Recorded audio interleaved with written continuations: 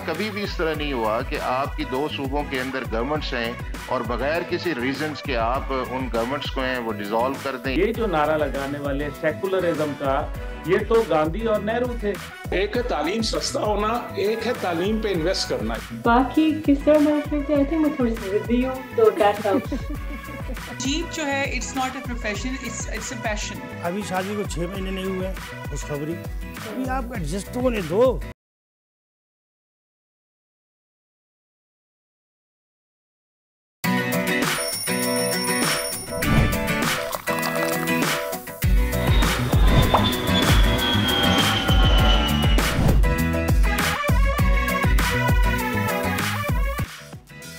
KP हुकूमत का तख्ता उलटने की इत्तलात। वजीर आजम की गवर्नर केपी और एमन वली से अहम मुलाकात में वफाकी वजीर भी शामिल। मुल्क की मजबूरी सूरत हाल पर तबादला ख्याल। गवर्नर केपी फैसल करीम कुंडी ने कहा कि एक रुकन भी ज्यादा हुआ तो खैबर पख्तूनख्वा हुकूमत तब्दील करना उसका हक है, इसमें साजिश की कोई बात नहीं। मखसूस नशिस्तों की बहाली के बाद नई सूरत हाल पर भी वजीर आजम से बात हुई। अली अमीन गंडापुर के खिलाफ साजिश के लिए इनके अपने लोग ही काफ़ी हैं। मौलाना का पैगाम अडयाला पहुंच गया। मौलाना फजल रहमान की केपी हुकूमत के खिलाफ तहरीक अदम एतमाद का हिस्सा ना बनने की यकीन दहानी। पैगाम में बताया गया कि खैबर पख्तूनख्वा में इन हाउस तब्दीली के लिए राबता किया गया, जिसके लिए मना कर दिया। दूसरी जानिब वजीर आला केपी अली अमीन गंडापुर का कहना है जितना जोर लगाना है लगा लें, आईनी तरीके से हुकूमत नहीं गिरा सकते। तमाम इदारों और रियासत को चैलेंज करता हूँ, अगर हुकूमत गिरा दी तो सियासत छोड़ दूंगा। खैबर पख्तूनख्वा में 6 माह में दहशतगर्दी के वाक़यात में 800 से ज़ायद अफराद शहीद और ज़ख्मी। केपी पुलिस की रिपोर्ट। पुलिस रिपोर्ट के मुताबिक 2025 में सूबे के 15 अजला में दहशतगर्दी के वाक़यात में 860 अफराद शहीद और ज़ख्मी हुए। बंदू में 181, शुमारी वज़ीरिस्तान में 155 अफराद शहीद और ज़ख्मी हुए। पुलिस फोर्स के 63 एहलकार शहीद, 84 ज़ख्मी हुए, जबकि 101 आम शहरी शहीद हुए। 992 ज़ख्मी। बंदू में 22, मर्दान 16, जनूबी वज़ीरिस्तान 15, शुमाली वज़ीरिस्तान में 11 शहरी शहीद हुए। ज़र मुबादला के ज़खायर IMF के हदफ से तजावुज़ कर गए। स्टेट बैंक ऑफ पाकिस्तान के मुताबिक माली साल 2025 के अख्ताम पर स्टेट बैंक के ज़र मुबादला 14.51 अरब डॉलर्स रहे। माली साल 2025 में ज़र मुबादला ज़खायर 5.12 अरब डॉलर्स का इजाफा हुआ। 2025 के अख्ताम पर ज़र मुबादला ज़खायर 9.39 अरब डॉलर्स थे। और गजा में सेहूनी फौज के हमले जारी। अस्पताल के डायरेक्टर, अहलिया और बच्चों समेत 67 फलस्तीनी शहीद। फजाई हमले में सेहूनी फौज ने इंडोनेशियन अस्पताल के डायरेक्टर मरवान अल सुल्तान को उनकी अहलिया और बच्चों समेत शहीद कर दिया। इसराइली फौज का फलस्तीनियों को गजा में खान यूनिस का इलाका फौरी खाली कराने का हुक्म। अस्सलाम वालेकुम, वेरी वेरी गुड मॉर्निंग। दुनिया बोल है के साथ मैं हूं सादिया सैमसन और मैं हूं जवाद कमार। हम सब जानते हैं कि भाई छुट्टियों के दिन है और बड़ा इंतज़ार किया जाता है कि जून जुलाई आएगा, खुद भी जाएंगे, बच्चों को भी लेकर जाएंगे। और ख़ास तौर पर पाकिस्तान में सारे लोग जाते हैं अपर एरियाज़, और अपर एरियाज़ में, नॉर्दर्न एरियाज़ में जाके वहाँ कई ठंडी फ़ज़ाओं को और साफ़ फ़ज़ाओं को महसूस करते हैं, इंजॉय करते हैं। मरी गलियात में एक बड़ी तादाद में लोग जाते हैं और सबसे ज़्यादा मरी का रुख करते हैं। आई बिलीव टूरिस्ट जो हैं, मेरे ख्याल में किसी को और किसी जगह का पता हो या ना पता हो, लेकिन मरी का उसे ज़रूरी पता। बिल्कुल ऐसे है। लेकिन मरी में सारी कल कुछ मनाजिर देखने में आए हैं, सोशल मीडिया पर गर्दिश कर रहे थे, नाकाबिल यकीन मनाजिर थे। इतनी बड़ी तादाद सयाहों की वहाँ पर मौजूद है। 2 होटल्स मारकान की लड़ाई हुई और वहाँ पर ऐसी फायरिंग हुई जिससे खौफ व हिरास का शिकार होगा। सयाह वहाँ मौजूद थे, उनके होते हुए सब कुछ होता रहा। अच्छा, ये 2 ताजरों के बारे में ये बताया जा रहा है कि दो होटल मालिकान थे एक्चुअली, जिनकी आपस में लड़ाई हो गई।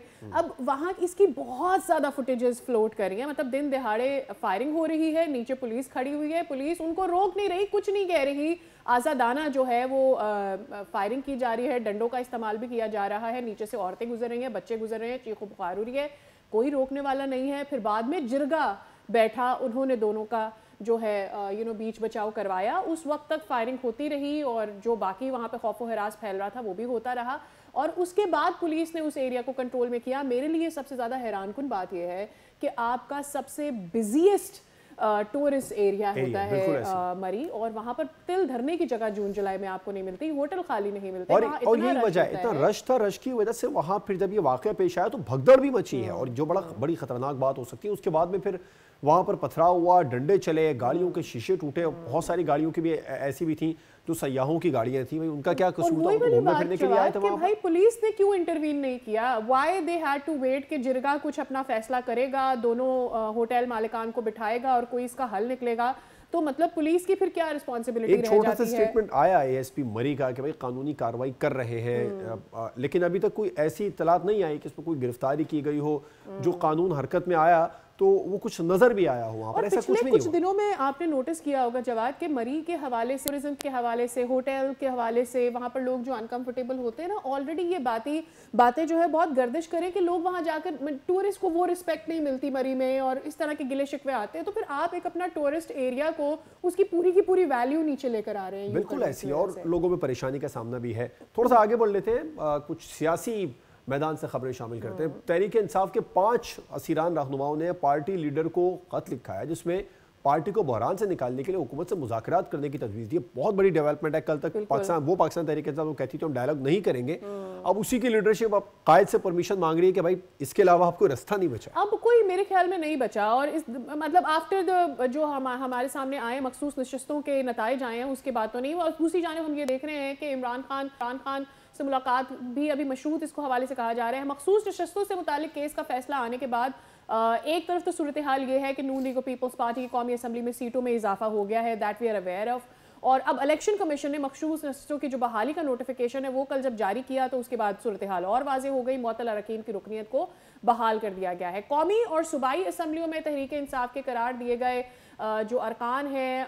उनको दोबारा से आज़ाद करार दे दिया गया है, this is one of the my question कि जिनको आज़ाद दिया गया है। एक पार्टी ऐसी है जिसको सबसे ज्यादा फायदा हुआ वो है पाकिस्तान में, उसकी 43 नशिस्तें बहाल हुई हैं, यानी कि ये कहा जाए कि 5 उंगलियां घी में चली गई पाकिस्तान मुस्लिम लीग नून की इस वक्त, और सर भी कढ़ाई में, तो इसमें कोई दो राय नहीं होगी और बहुत फायदा है इसका। अब ये भी इत्तलात आ रही है कि पाकिस्तान पीपल्स पार्टी की भी ज़ाहिर 14 सीटें बढ़ेंगी, अब उसको हुकूमत में शामिल करने का कहा जा रहा है, इंडिया भी दिए जा रहे हैं। बिल्कुल आई थिंक एडवोकेट हाफिज एहसान साहब हमारे साथ मौजूद हैं, हमारे कानून हैं। अस्सलाम वालेकुम, वेरी वेरी गुड मॉर्निंग।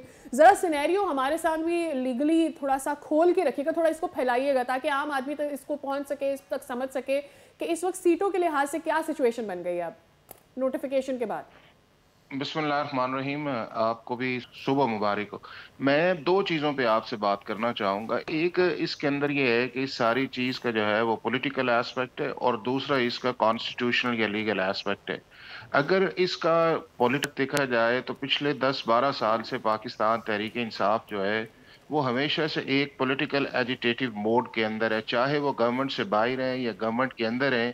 वो किसी भी पॉलिटिकल डायलॉग के अंदर उन्होंने अपने दूसरी पॉलिटिकल पार्टीज जो असेंबली के अंदर है या असेंबली के बाहर, उन्हें कभी भी इंगेज नहीं किया और एक सोलो फ्लाइट के तौर पे चल रहे हैं। और वो आपको नजर आएगा 2014 का जो इस्लामाबाद के अंदर टी चौक के अंदर एक सिट इन था, वहां से लेके फेडरल गवर्नमेंट के अंदर उनका आना और उसके बाद फेडरल गवर्नमेंट के अंदर उसको वोट ऑफ नो कॉन्फिडेंस का आना। दूसरा उस चीज के अंदर ये है कि जब 2019 के अंदर इनके इंट्रा पार्टी इलेक्शंस ड्यू थे तो इनका ये काम ये था कि अपने उस प्रोसेस को लीगली या कॉन्स्टिट्यूशनली उसको मुकम्मल कर से, फिर उसको उन्होंने किया नहीं है। फिर 2022 के अंदर असेंबली की जो रेजोल्यूशन की गई और वो एक वोट ऑफ नो कॉन्फिडेंस जो आर्टिकल 95 के अंदर एक क्लियर कट प्रोसेस था, उसको आर्टिकल 5 की बुनियाद के ऊपर जो है सेट असाइड किया गया और फिर पाकिस्तान की सुप्रीम कोर्ट ने उसको रिस्टोर किया। फिर उसके बाद दोबारा पॉलिटिकल पार्टीज ने कहा कि एंगेजमेंट्स करते हैं और किसी एक इलेक्शंस डेट की तरफ जाते हैं। तो फिर आपने देखा कि पेशावर से चले और 26 मई 2022 को जो इस्लामाबाद के अंदर हुआ, उसके बाद कभी भी इस तरह नहीं हुआ कि आपकी 2 सूबों के अंदर गवर्नमेंट्स हैं और बगैर किसी रीजंस के आप उन गवर्नमेंट्स को हैं वो डिसॉल्व कर दें, एक एपीके के अंदर और दूसरी इस्लामाबाद के अंदर, और वो देखें कि उसका फिर बाद के अंदर कितना पॉलिटिकल या लीगल सेटबैक आया। फिर उसके बाद जो अगली चीज मैं समझता हूँ जो सबसे बड़ा कॉन्स्टिट्यूशन या लीगल ब्लंडर आया कि जब आपके बैक कैंडिडेट्स 8 फरवरी के इलेक्शंस के अंदर साइजेबल तादाद के अंदर आ गए, तो फिर आपका ये काम था कि जो कॉन्स्टिट्यूशन के अंदर जिस तरह रिजर्व सीट्स मिलने का एक तरीकेकार है आप उसको अडॉप्ट करते, वो भी अडॉप्ट नहीं किया गया। बिल्कुल ठीक है हाफिज साहब, आप दुरुस्त फरमा रहे हैं। कानूनी रास्ता इख्तियार करने के बजाय पाकिस्तान तहरीक इंसाफ ने जो मैदान है और जो सड़कें हैं उनका रास्ता अख्तियार किया, जिसका उनको खमियाजा भी भुगतना पड़ा। अच्छा, अभी आप ये बताएं, इस वक्त पाकिस्तान तहरीक इंसाफ की पोजीशन क्या है? क्या इस फैसले को चैलेंज करने जाएगी पाकिस्तान तहरीक इंसाफ? इस तरह का कोई इम्कान मौजूद है? और अब ऐसा तो नहीं हो सकता कि वो अपनी जो पार्लिमानी पार्टी जिसको बनाया गया, जो खुद जो सुन्नी इत्तेहाद काउंसिल है, उसके अपनी सरबराह ने उस पार्टी से इलेक्शन नहीं लड़ा था, तो क्या पार्टी तब्दील करने का ऑप्शन मौजूद है इनके पास, जैसे पहले आ रहा था इनके पास इत्तला थी? देखें, एक तो इसका कॉन्सिक्वेंस ये निकला ये है कि इनके जितने भी कैंडिडेट्स हैं जो सुप्रीम कोर्ट की 27 जून की जजमेंट आई है, वो सारे के सारे अब इंडिपेंडेंट हैं। तो जब इंडिपेंडेंट हैं तो वो किसी भी पॉलिटिकल पार्टी को ज्वाइन कर सकते हैं और उनके ऊपर कोई भी जो आर्टिकल 63A की कदगन है डिसक्वालिफिकेशंस की, उससे पार्टी डिसिप्लिन से वो निकल गए हैं। दूसरा उस चीज के अंदर अभी सॉरी टू कट यू हाफिज साहब, अभी इस वक्त भी इस पोजीशन में है कि किसी भी पॉलिटिकल पार्टी को ज्वाइन कर सकते हैं, इत्तेहाद बना के सारे इकट्ठे भी जा सकते हैं कहीं? देखें, एज ए पॉलिटिकल पार्टी तो SIC की कोई एग्जिस्टेंस आपकी नेशनल असेंबली या प्रोविंशियल असेंबलीज के अंदर नहीं है। इसी तरह PTI की एज ए पॉलिटिकल पार्टी जो है वो एग्जिस्टेंस नहीं है, क्योंकि वो जो अम्ब्रेला आपको आर्टिकल 51(6)D के अंदर चाहिए होता था वो तो आपने अडॉप्ट नहीं किया। जब आपने अडॉप्ट नहीं किया तो एक ग्रुप की सूरत के अंदर तो रह सकते हैं, और अगर ग्रुप के कुछ लोग दूसरी पॉलिटिकल पार्टीज में चले जाते हैं या सर्टेन सिचुएशंस के अंदर, जिस तरह कॉन्स्टिट्यूशनल अमेंडमेंट है या फाइनेंस बिल है, या इसके अंदर किसी और को जाके वोट देते हैं या वोट ऑफ नो कॉन्फिडेंस के अंदर है, तो आर्टिकल 63A की डिस्क्वालिफिकेशन उस पर आएगी नहीं। फिर इस पॉलिटिकल तो हाफिज साहब, अगर किसी ऐसी पार्टी को पाकिस्तान तहरीक इंसाफ के अरकान ज्वाइन करें जिसकी 2 या 3 सीटें हों, फिर मखसूस नशिस्तें उस पार्टी की अभी बढ़ेंगी? अब इस तरह का कोई इम्कान बाकी रह गया? क्योंकि बता दिया गया 43 सीट्स। जी, अब वो खत्म हो गया है। जो कि आपका कॉन्स्टिट्यूशन का जो क्लॉक था वो तो आपका था 16 फरवरी से लेके 18 फरवरी तक, जो आपने 3 दिन जाया किए, और आपने एक ऐसी पॉलिटिकल पार्टी को PTI ने ज्वाइन किया जिसकी SIC की असेंबली के अंदर प्रेजेंस ही नहीं थी। तो लिहाजा ये जो पहला भी सुप्रीम कोर्ट ने 12 जुलाई का फैसला करके एक एंटी क्लॉक या इंजीनियरिंग की थी, उस सारे प्रोसेस को री इंजीनियरिंग किया था दोबारा, वही फैसला ही गलत था जिसको सुप्रीम कोर्ट ने 97 जो अभी आया 27 जून के अंदर, उसे एक कॉन्स्टिट्यूशनल ओवररीच या कॉन्स्टिट्यूशनल डेविएशन या कॉन्स्टिट्यूशनल रीराइटिंग का करके उस सारी जो आपकी रिव्यू पिटीशंस आई थी सुप्रीम कोर्ट के अंदर, उसको एक्सेप्ट किया है। तो इसका एक पॉलिटिकल जो सेटबैक वो एक तो वो आया है कि आपकी पॉलिटिकल पार्टी के तौर पे असेंबली में एग्जिस्टेंस नहीं है, आपके मेंबर्स किसी दूसरी पार्टी के अंदर जाएं, आप उन्हें रोक नहीं सकते। तीसरा, आपने फेडरल गवर्नमेंट को एक अपॉर्चुनिटी दी है कि वो जो है कोई और भी अमेंडमेंट कर ले, जिसके अंदर आपने देखा कि पिछली दफा इन्हें एंगेज किया गया था और उस प्रोसेस के अंदर फिर हाफिज साहब ये बताइएगा कि ऐसे में ऑपोजिशन की, बिलखुसूस PTI की हम बात करते हैं, तो असेंबली में क्या हैसियत रह जाती है एज एन ऑपोजिशन? दूसरा ये कि अब वो आज़ाद हैं तो वो क्या करेंगे? Are they going to go back to ECP, get their elections done? अपनी पार्टी के लिए क्या कर सकते हैं? अभी PTI की क्या हैसियत है फिर? देखें, एक तो ये है कि सुप्रीम कोर्ट ऑफ पाकिस्तान ने जो रिव्यू में फैसला कर दिया है उसके बाद सेकंड रिव्यू तो हो नहीं सकता, और सुप्रीम कोर्ट का ये फैसला जो है इसकी इम्प्लीमेंटेशन भी कल से इलेक्शन कमीशन ऑफ पाकिस्तान ने स्टार्ट कर दी है।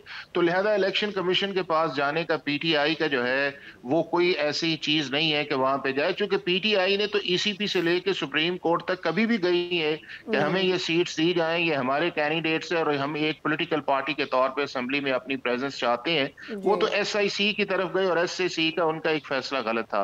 दूसरा ये है कि जब असेंबली के अंदर ये मेंबर्स अब मौजूद हैं, तो मैंने जिस तरह पहले कहा कि जो आर्टिकल 63A की सर्टेन क्लॉजेज हैं कि vote of confidence, no confidence, finance bill या मनी बिल जो है कि वो पार्टी इंस्ट्रक्शंस के ऑब्लाइज होते हैं कि उन्हें उनको फॉलो करना चाहिए। अब अगर वो गवर्नमेंट के किसी चीज के अंदर ज्वाइन करते हैं तो जो पार्टी डिसिप्लिन है उससे वो निकल गए हैं, जब निकल रहे हैं तो उनकी कॉन्स्टिट्यूशनल डिस्क्वालिफिकेशन नहीं है। फिर इनके लिए पेशावर के अंदर KPK के अंदर एक बहुत बड़ा सेटबैक आया है कि अब मार्जिन तकरीबन 18 से 20 सीट्स का रह गया, और अगर इनमें से कुछ लोग जो है फॉरवर्ड ब्लॉक बना लेते हैं या गवर्नर ये समझता ये है कि चीफ मिनिस्टर जो है वो वोट ऑफ नो कॉन्फिडेंस उसके खिलाफ आ सकती है, यानी कि हाउस का उसके ऊपर ट्रस्ट नहीं है, तो वो बताते खुद भी आर्टिकल 130 के नीचे गवर्नर को कह सकता है। खैबर पख्तूनख्वा की बात आपने की है हाफिज साहब, जरा वहां के बारे में बताइएगा कि वहाँ तो 2/3 मेजोरिटी है पाकिस्तान तहरीक इंसाफ के पास, उनकी हुकूमत भी है। अब यकीनी तौर पर या तो फॉरवर्ड ब्लॉक बनेगा या फिर जो रहनुमा हैं वो दूसरी किसी पार्टी में ज्वाइन करेंगे।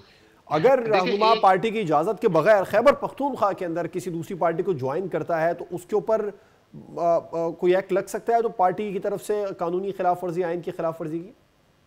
देखिए, एक तो ये है कि 2/3 मेजॉरिटी उस वक्त तक थी जब इंडिपेंडेंट जे जो आपके रिजर्व सीट्स के रिजल्ट्स अनाउंस नहीं हुए थे। लिहाजा अब अगर जो आपके सामने फिगर्स आए हैं उसके अंदर उनके पास 2/3 मेजॉरिटी नहीं बनती जी। दूसरा उस चीज के अंदर ये है कि अगर ये लोग जो अभी रिजर्व सीट्स के अंदर आए हैं, ये अगर ये एक ग्रुप बना लेते हैं या उसके बाद जो पॉलिटिकल पार्टीज हैं वो समझती हैं कि हमें वोट ऑफ नो कॉन्फिडेंस पे जाना चाहिए, और उनके जो इंडिपेंडेंट मेंबर्स हैं जो अब एक ग्रुप की सूरत के अंदर है, उनके ऊपर पार्टी अम्ब्रेला नहीं है, ना SIC का है ना PTI का है, अगर वो ऐसी को मूव कर देते हैं कि हम अपने चीफ मिनिस्टर को हटाना चाहते हैं तो वो उसको हटा सकते हैं, और जब उसको हटाने की कोशिश करेंगे तो उसके ऊपर कोई भी डिफेक्शन क्लॉज जो है वो लागू नहीं आएगी। तो अब दो ऑप्शन है, एक ये है कि गवर्नर अगर चीफ मिनिस्टर को कहे कि आप हाउस का ट्रस्ट खो चुके हैं तो वो 130 जो है आर्टिकल उसके नीचे उसे कहेगा कि आप ट्रस्ट लें, और अगर वो नहीं लेता तो कोई और चीफ मिनिस्टर आ जाएगा। और दूसरा ऑप्शन ये है कि अगर ऑपोजिशन पार्टीज ये समझती हैं कि उनके पास स्ट्रेंथ भी है और वो जो 73 या 74 का एक मैजिक नंबर प्रोविंशियल असेंबली के अंदर है उसको वो मीट कर सकती हैं और फॉरवर्ड ब्लॉक उनके साथ आ सकते हैं, तो आर्टिकल 136 के नीचे वो वोट ऑफ नो कॉन्फिडेंस करेंगे और उसको 3 से 7 दिन के अंदर टेबल होना, उसका फैसला होना है। तो इन सारी सिचुएशंस के अंदर देखें तो नेशनल असेंबली या प्रोविंशियल असेंबली के अंदर जो है एक कॉन्स्टिट्यूशन, लीगल और पॉलिटिकल सेटबैक आया है, और ये सारी की सारी प्रॉब्लम जो है इनके वीक डिसीजंस, पॉलिटिकल डायलॉग का ना होना, एंगेजमेंट के अंदर ना आना, बहुत शुक्रिया आपके वक्त के लिए और आपके एनालिसिस के लिए कि आपने अपने लिए वक्त निकाला। Thank you so very much. अच्छा, आगे पड़ोसी मुल्क भारत की बात कर लेते हैं। हमने ऑपोजिशन की तो बात कर ली है, वहां पर शाइनिंग इंडिया का नारा मोदी बहुत ज्यादा लगा रहे हैं, लेकिन वो बजाय भारत को शाइन करने के मजीद दागदार किए जा रहे हैं, ऐसे दाग लगाए जा रहे हैं जो इतनी आसानी से उतरेंगे नहीं, जो मोदी ने इस वक्त लगा दिए हैं। मेरे ख्याल में उनका जो मुसलसल टारगेट है ना वो मुसलमान कम्युनिटी इसलिए लग रही है, भले से वो इसके ऊपर कितनी ही बात क्यों ना करें कि जी हम कोई टारगेट नहीं करें, लेकिन जब आपके सारे एक्शंस किसी खास एक कम्युनिटी के अगेंस्ट नजर आ रहे होते हैं तो भाई किसी को भी पॉइंट्स कनेक्ट करने में या डॉट कनेक्ट करने में वक्त नहीं लगता। हुआ कुछ ये है कि मुंबई में अब एक नई कदगन गादी कर दी है और मुसलमान जो वहाँ पर मौजूद हैं वो लाउड स्पीकर का बिल्कुल भी इस्तेमाल नहीं कर सकते मसाजिद में किसी भी तरह से, मतलब अब अजान भी जो है वो नहीं लाउड स्पीकर पर हो सकेगी। अब सवाल ये पैदा होता है कि इंडिया जो है सबसे ज़्यादा लाल गोश्त सप्लाई करता है, यानी गाय का गोश्त दूसरे मुल्कों में, यूरोपियन कंट्रीज में सप्लाई करता है, लेकिन वैसे कोई मुसलमान अगर कुर्बानी करना चाहता है, गोश्त खाना चाहता है तो ना सिर्फ उसके ऊपर बेईमाना तशद्दुद किया जाता है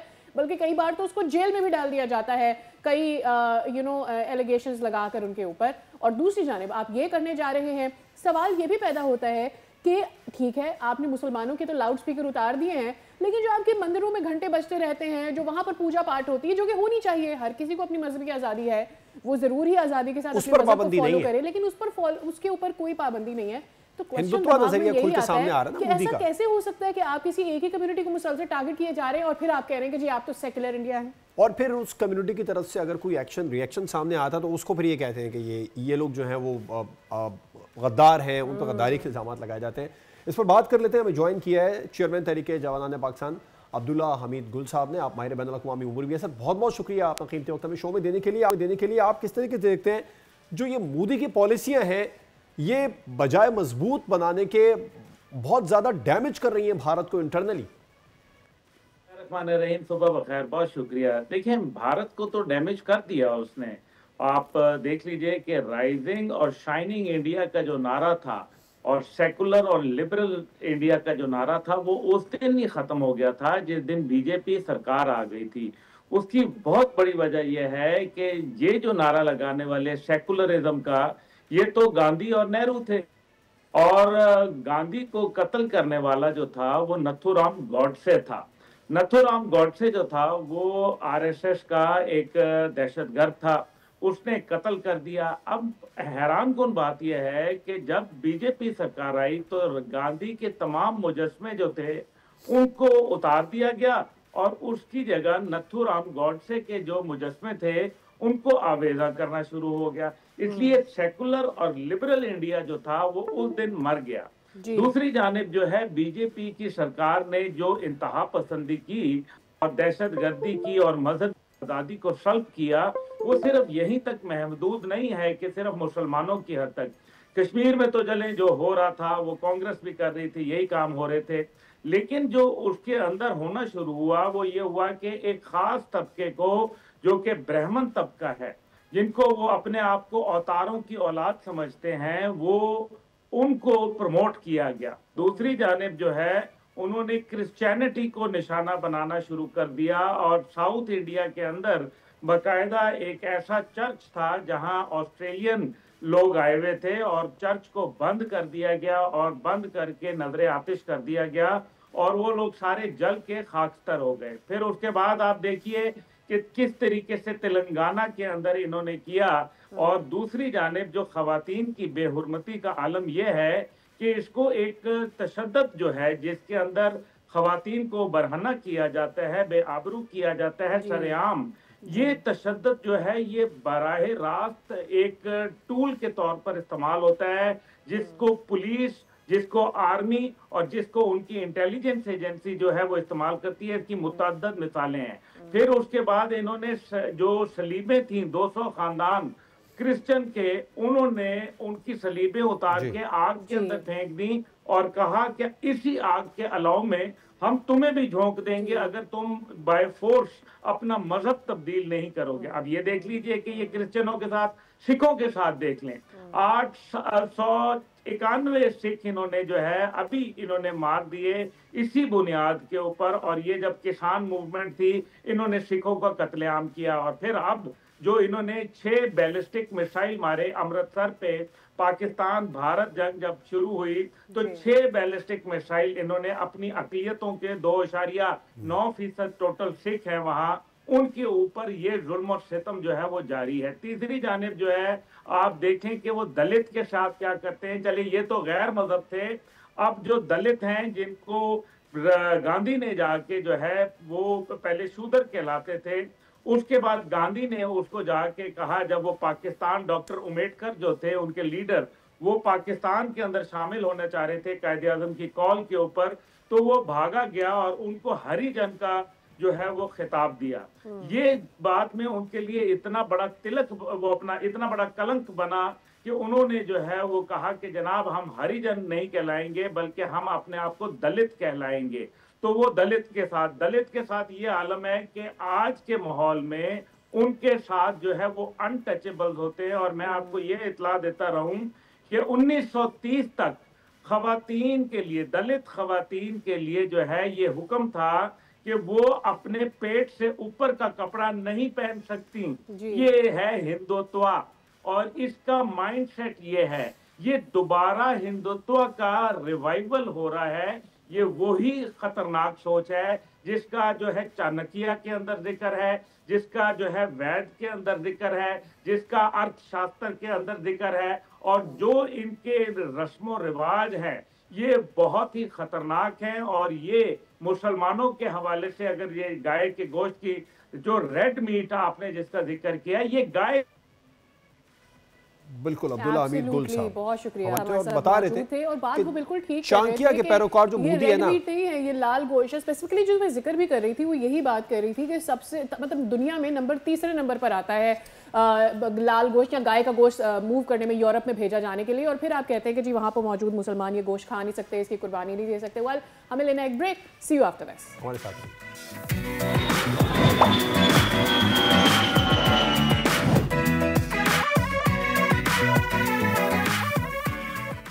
welcome back again in a very good morning. हम बात करना चाह रहे हैं अब जरा एजुकेशन पर। हम लोग बज़ाहिर ये बात कर रहे होते हैं अक्सर कि यार हमारी एजुकेशन का मयार कितना नीचे चला गया, अब हमारे जो बच्चे बड़े हो रहे हैं उनको उतना नहीं पता, इतनी मेहनत नहीं है। लेकिन एक्चुअली एक रिपोर्ट आई जिसमें पता ये चला कि हमारी university on the lower side, यानी पहले हम कम से कम कोई 1-2 यूनिवर्सिटीज़ हमारी ऐसी होती थी जो कि फर्स्ट 100 कंट्रीज़ जो होती थी दुनिया भर की उनमें आ जाती थी। अब वो भी नहीं होता और फिर हमारा प्राइमरी और सेकेंडरी एजुकेशन सिस्टम जो है वो भी तेज़ी से गिरावट का शिकार है, जो एक मेरे ख्याल में लम्हा फिक्री है जवाब। बिल्कुल ऐसी है और ये हमारे तालीमी निज़ाम के ऊपर बहुत बड़ा सवाल है। कहाँ सुखम है, कहाँ खामियाँ हैं, इस पर बात कर लेते हैं। डॉक्टर मुख्तार अहमद साहब, चेयरमैन HEC, हमारे साथ शो में मौजूद है। बहुत बहुत शुक्रिया डॉक्टर साहब अपना कीमती वक्त हमें शो में देने के लिए। क्या वजह है आप देख रहे हैं जो हमारा तालीमी निज़ाम इसमें कहीं सुखम है, जो इतना ज़्यादा पीछे है दुनिया से, टॉप 350 में भी हम नहीं हैं और सिंध की तो कोई यूनिवर्सिटी 1500 में भी नहीं है डॉक्टर साहब? जी बिस्मिल्लाह रहमान रहीम। बहुत शुक्रिया बोल टीवी का। थोड़ी सी करेक्शन कर दूं जो इंट्रो में आपने दिया है, बिल्कुल सवालिया निशान है, लेकिन सबसे बड़ा सवालिया निशान हमारा मीडिया की रिपोर्टिंग पे है। जो खबर अखबार में लगी और जिसके बेस पे ये बहुत सारा इस तरह का नैरेटिव बिल्ड हो गया कि पाकिस्तान की खुदा न खासा तालीम डिक्लाइन की तरफ है, ऐसी बात नहीं है। थोड़ा सा फैक्ट से देख लेते हैं, मैं आपको बताता हूँ। यही खबर हो सकती थी कि पाकिस्तान की 18 यूनिवर्सिटियाँ टॉप 1000 में आ गई। आप माजरत के साथ, पाकिस्तान की कभी भी कोई यूनिवर्सिटी टॉप 100 में नहीं रही वर्ल्ड में। एशिया में है, आज भी है माशाल्लाह। तो 2019 में टोटल 3 यूनिवर्सिटियां थी जो टॉप 1000 में ये QS रैंकिंग में दुनिया में आई। पिछले साल 14 यूनिवर्सिटियां थी, इस दफा 18 हो गई। तो this news should have been, क्योंकि पाकिस्तान में माल बिकता है जो नेगेटिव हो, तो वही इसीलिए खबरें। मैं आपसे फिर भी डॉक्टर साहब, दुनिया जिस तेजी से आगे निकल रही है और रफ्तार बहुत स्लो नहीं। जी आप पहले बात नहीं, मेरी अर्ज सुन लें कि अगले चंद सालों में इंशाल्लाह हम 300 के करीब भी जाएंगे, उससे भी इंप्रूव करेंगे। लेकिन खबर यही आएगी कि कोई भी यूनिवर्सिटी 250 में नहीं आ सकी। तो बात यह है कि दूसरी चीज ये है कि ये कंपेटिटिव रेटिंग होती है टोटल हजारों यूनिवर्सिटियां दुनिया में। सिर्फ हम नहीं मेहनत कर रहे, सिर्फ हम नहीं इनपुट दे रहे, बाकी मुल्क, बाकी यूनिवर्सिटियां भी दे रही हैं। और इस साल जो मैं कहता होता हूँ कि डेटा देख लेना चाहिए। इस साल जो 112 यूनिवर्सिटियां नई एंटर हुई हैं इस स्ट्रीम के अंदर, जिन्होंने एफर्ट करके अपनी पोजीशन बेहतर की है। नेचुरली हम उनके साथ compete कर रहे हैं। हमें 20-22 साल हो गए हायर एजुकेशन में फोकस इन्वेस्टमेंट करते हुए। दुनिया इसमें बहुत सारे इंडिकेटर्स और रैंकिंग में देखे जाते हैं कि कितना इसका इम्पैक्ट है जो आप रिसर्च कर रहे हैं, कितनी पर स्टूडेंट इनपुट दे रही है स्टेट। आ गया है, मुझे ये बताइएगा कि हमारा कंपैरिजन क्या है। हम यूरोपियन कंट्रीज को छोड़ देते हैं, हम वेस्टर्न कंट्रीज को भी छोड़ देते हैं, हम अपने खित्ते में आ जाते हैं। Let's compare ourselves with Sri Lanka, let's compare ourselves with India. अब मुझे बताएं कि हम कहाँ खड़े हैं। नहीं, बिल्कुल। हम देखें इंडिया को साथ, इंडिया में कितनी हजार यूनिवर्सिटियां, उसके एप्पल विद एप्पल मैच करें ना। श्रीलंका की बात करें, देख लें, बांग्लादेश से बात करें, हम इस्लामिक वर्ल्ड में हमें देख लें, ठीक है कुछ, क्योंकि नथिंग इज फ्री। ये भी देखना है कि आप इनपुट क्या दे रहे हैं सेक्टर के अंदर। वो कहने के बावजूद भी हमारी यूनिवर्सिटियां कम्पीट कर रही हैं। हमारी यूनिवर्सिटियां इस वक्त गवर्नमेंट की बात करें, डॉक्टर साहब आप गवर्नमेंट के इनपुट की बात करें। नहीं, कोई भी गवर्नमेंट की भी, और जब जो प्राइवेट सेक्टर भी है वो कितना इनपुट डाल रहे हैं इस एजुकेशन सेक्टर के अंदर, रिसर्च में कितनी फंडिंग हो रही है। प्राइवेट सेक्टर की जिम्मेदारी है कि वो अपना कितना इनपुट डाल रहा है।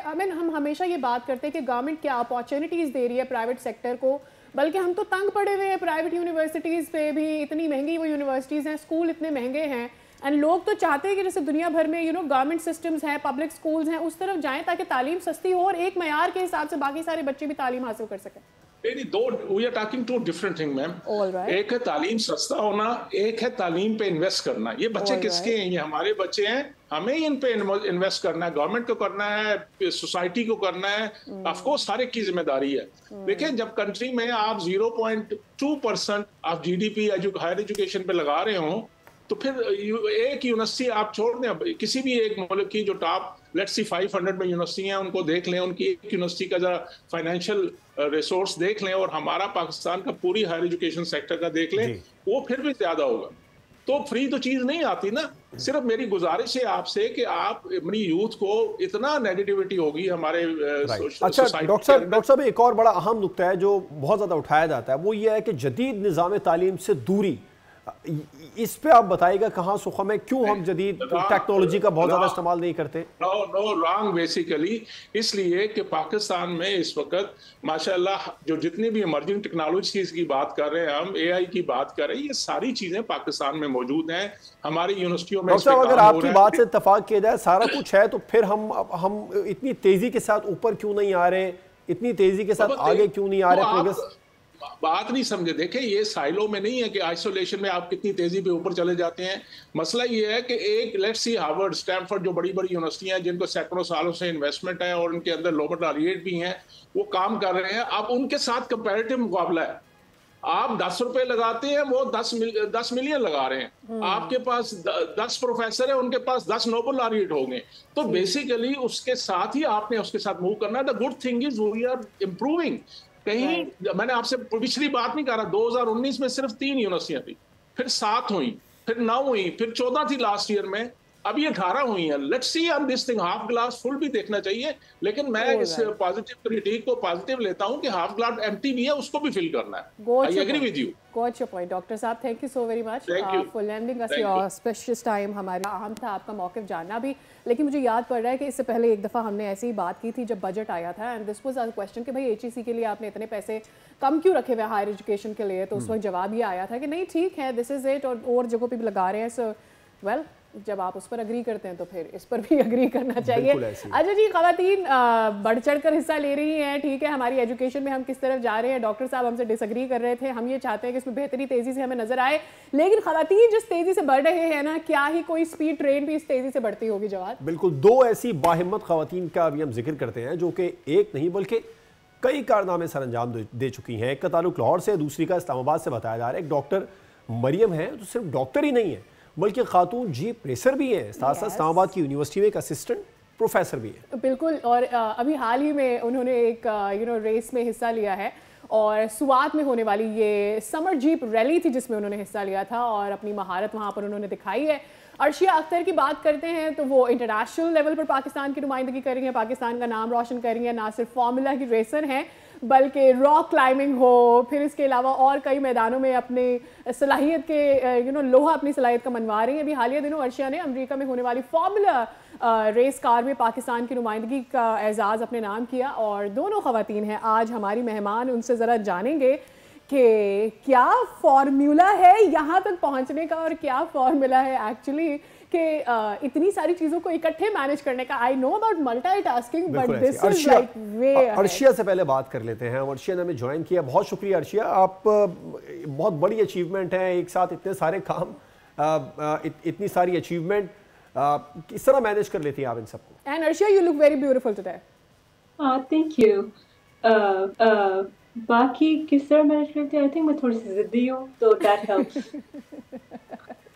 या आई नो स्ट्रॉन्ग हेडेड होना कभी आपके काम आता है, but what we want to know कि आमतौर पर हम कहते हैं जैक ऑफ ऑल ट्रेड्स, और हम थोड़ा सा कुछ करते हैं फिर आगे बढ़ जाते हैं, लेकिन किसी कंपटीशन में हिस्सा लेना, खासतौर रेस में, रेस इज़ नॉट लाइक कि आप गए और आपने गाड़ी चलाई और वाह क्या ज़बरदस्त काम किया। You have to be discipline, practice भी करनी है, अपने घर को भी देखना है, अपने दूसरे काम को भी देखना है, जान जोखिम पर रखने वाला काम। हाँ, तो how do you manage that, we want to know. जी, तो बेसिकली आई एम सॉरी, मेरे डॉग्स have decided कि वो थोड़े से एंट्रेंस करेंगे इस वक्त। No.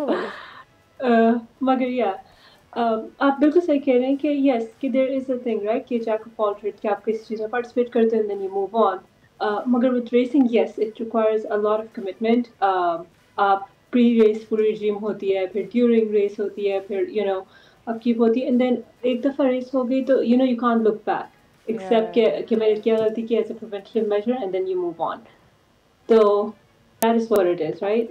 What motivated you? आपको किस चीज़ ने मोटिवेट किया स्पेसिफिकली फार्मूला की तरफ आने के लिए?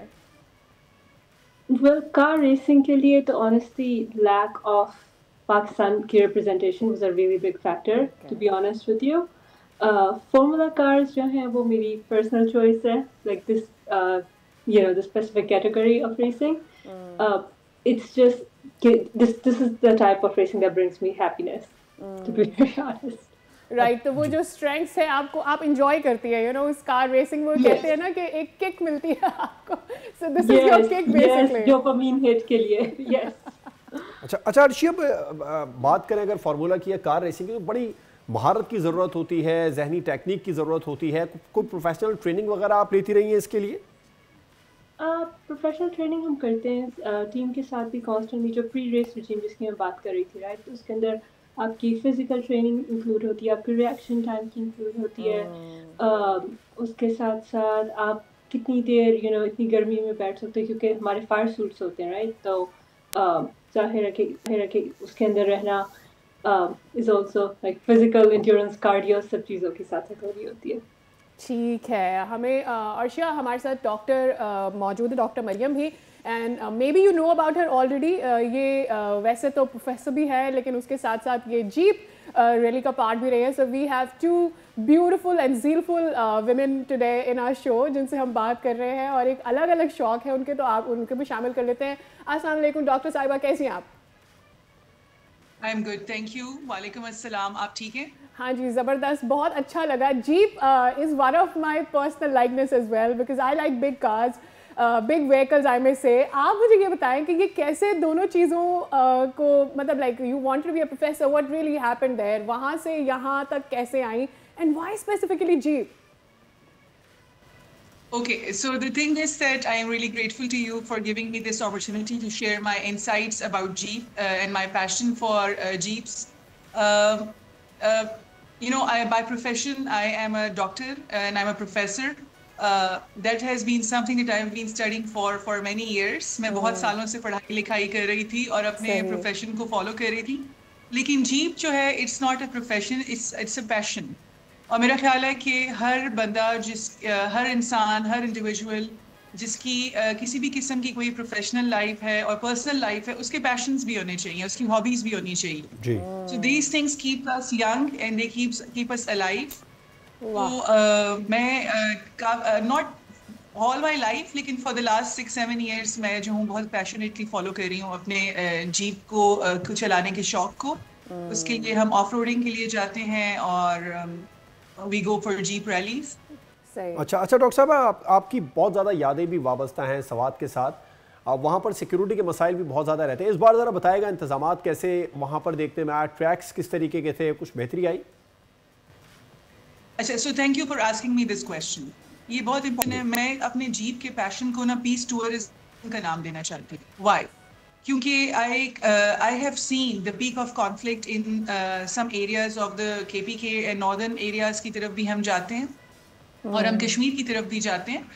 तो ये जो KPK की तरफ खास तौर पे वो इलाके हैं जिसमें हम टूरिज्म करते हैं और एडवेंचर टूरिज्म है इसको जो हम करते हैं, वो उन एरियाज़ में है जो कि ट्रबल्ड थे, जिसमें बहुत ज़्यादा कॉन्फ्लिक्ट गुजरा है।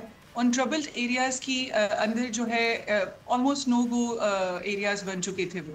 तो जब से वहाँ पे सिक्योरिटी सिचुएशन इम्प्रूव हुई है और मैं अल्लाह ताला की बहुत शुक्रगुजार हूँ कि हमारे मुल्क की खूबसूरती और दानाई जो है उन रास्तों को एक्सप्लोर करने के लिए हमारे मुसल्लह अफवाज ने, हमारी सिक्योरिटी फोर्सेस ने, हमारी हुकूमत ने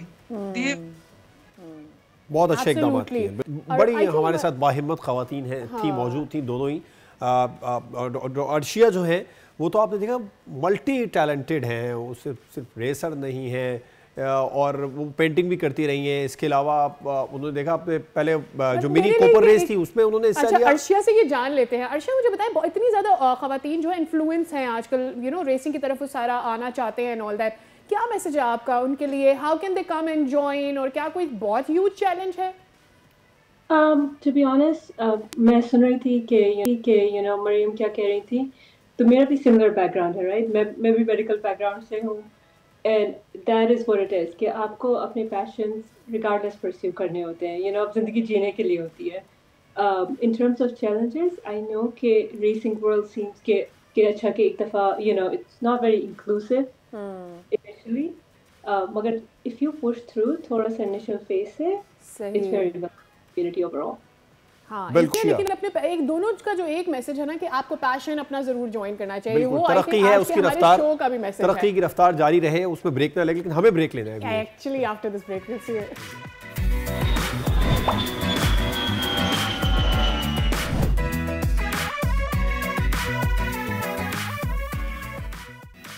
welcome back and welcome back. तो जनाब जरा कुछ क्रिकेट की बात हो जाए, खेल के मैदान से एशिया कप की तैयारियां भी चल रही हैं, साथ साथ बांग्लादेश का टूर भी आ रहा है, दावे भी किए जा रहे हैं, लेकिन एक बड़ा अहम मसला है, पाकिस्तानी टीम हमेशा की तरह किसी भी बड़े इवेंट से पहले इंपॉर्टेंट प्लेयर्स की इंजरी का सामना हमें करना पड़ता है। लेकिन उससे भी बड़ी खबर, हाँ, जो कि हम जानेंगे, हमारे साथ मौजूद होंगे फवाद भाई, उनसे ज़रा जानेंगे। लेकिन एक और अहम जो मामला है वो ये है कि एशिया कप की तैयारियों के हवाले से वेन्यू की क्या बात की जाए। एक रवायती टाकरा that is Pakistan versus India, उसकी क्या हाइप क्रिएट हो रही है, because it is going to happen in Dubai. क्या ऑलरेडी हम ये आस लगा के बैठ जाएं Dubai is going to be good for Pakistan और नॉट, या हमारा जो पुराना मैच हुआ था उसके बाद हम थोड़ा डर के बैठे, क्या करना होगा, सारी बातें करते हैं। फवाद मुस्तफ़ा क्रिकेट एनालिस्ट हमारे साथ मौजूद हैं। अस्सलाम वालेकुम फवाद भाई, a very good morning. First thing first, Pakistan India टाकरा, it is going to be in Dubai और हम ये सोच रहे हैं कि मैंने क्या एक्सपेक्ट करना है when it comes to Pakistan team की परफॉर्मेंस। देखिए, बहुत बड़ी बड़ी बातें हुई कि एशिया कप नहीं होगा, इंडिया पाकिस्तान से नहीं खेलेगा, मैं यही कहता हूं कि ऐसी बड़ी बातें नहीं करनी चाहिए जो पॉसिबल नहीं है। हम कमर्शियल वर्ल्ड में रहते हैं और पाकिस्तान इंडिया के मैच की जो वैल्यू है, अगर आप फाइनेंशियल टर्म्स में देख लें तो वो इतनी बड़ी है कि उसके बगैर चल नहीं सकती दुनिया क्रिकेट जी। तो ये पॉसिबल नहीं है। हाँ, ये ज़रूर है कि यूएई में होने जा रहा है और अच्छी बात भी है कि पाकिस्तान इंडिया क्रिकेट होनी चाहिए और बाकी सारे खेलों में भी कम से कम सियासत और खेल को अलग रहना चाहिए। मैं हमेशा से ये बात करता हूँ, ये एक अच्छी चीज़ है। लेकिन जहाँ तक क्रिकेट का ताल्लुक है, इंडिया की क्रिकेट टीम बहुत बेहतर है। हमारे यहाँ फिर एक इश्यूज हैं, जैसे कि बात की अभी इंजरीज के हवाले से कि कुछ हमारे सीनियर प्लेयर जो हैं वो इंजरी का इशू है साथ साथ। तो अब देखना है कि कहाँ जाते हैं। शादाब अनफिट हैं, नसीम शाह के बारे में बात हो रही है। तो अभी बांग्लादेश का टूर है, फिर उसके बाद वेस्ट इंडीज के खिलाफ भी खेलना है। लेट्स सी कैसी परफॉर्मेंस रहती है। यंग टीम है अभी बांग्लादेश तो फवाज आप समझते हैं आप अगर ये फिट नहीं हुए सलमान मिर्जा, सुफियान मुकीम के लिए गोल्डन चांस होगा बड़े टूर्नामेंट में आने के लिए, उसके लिए अभी ये तैयार हैं डायरेक्टली नए प्लेयर्स को उतार दिया जाए?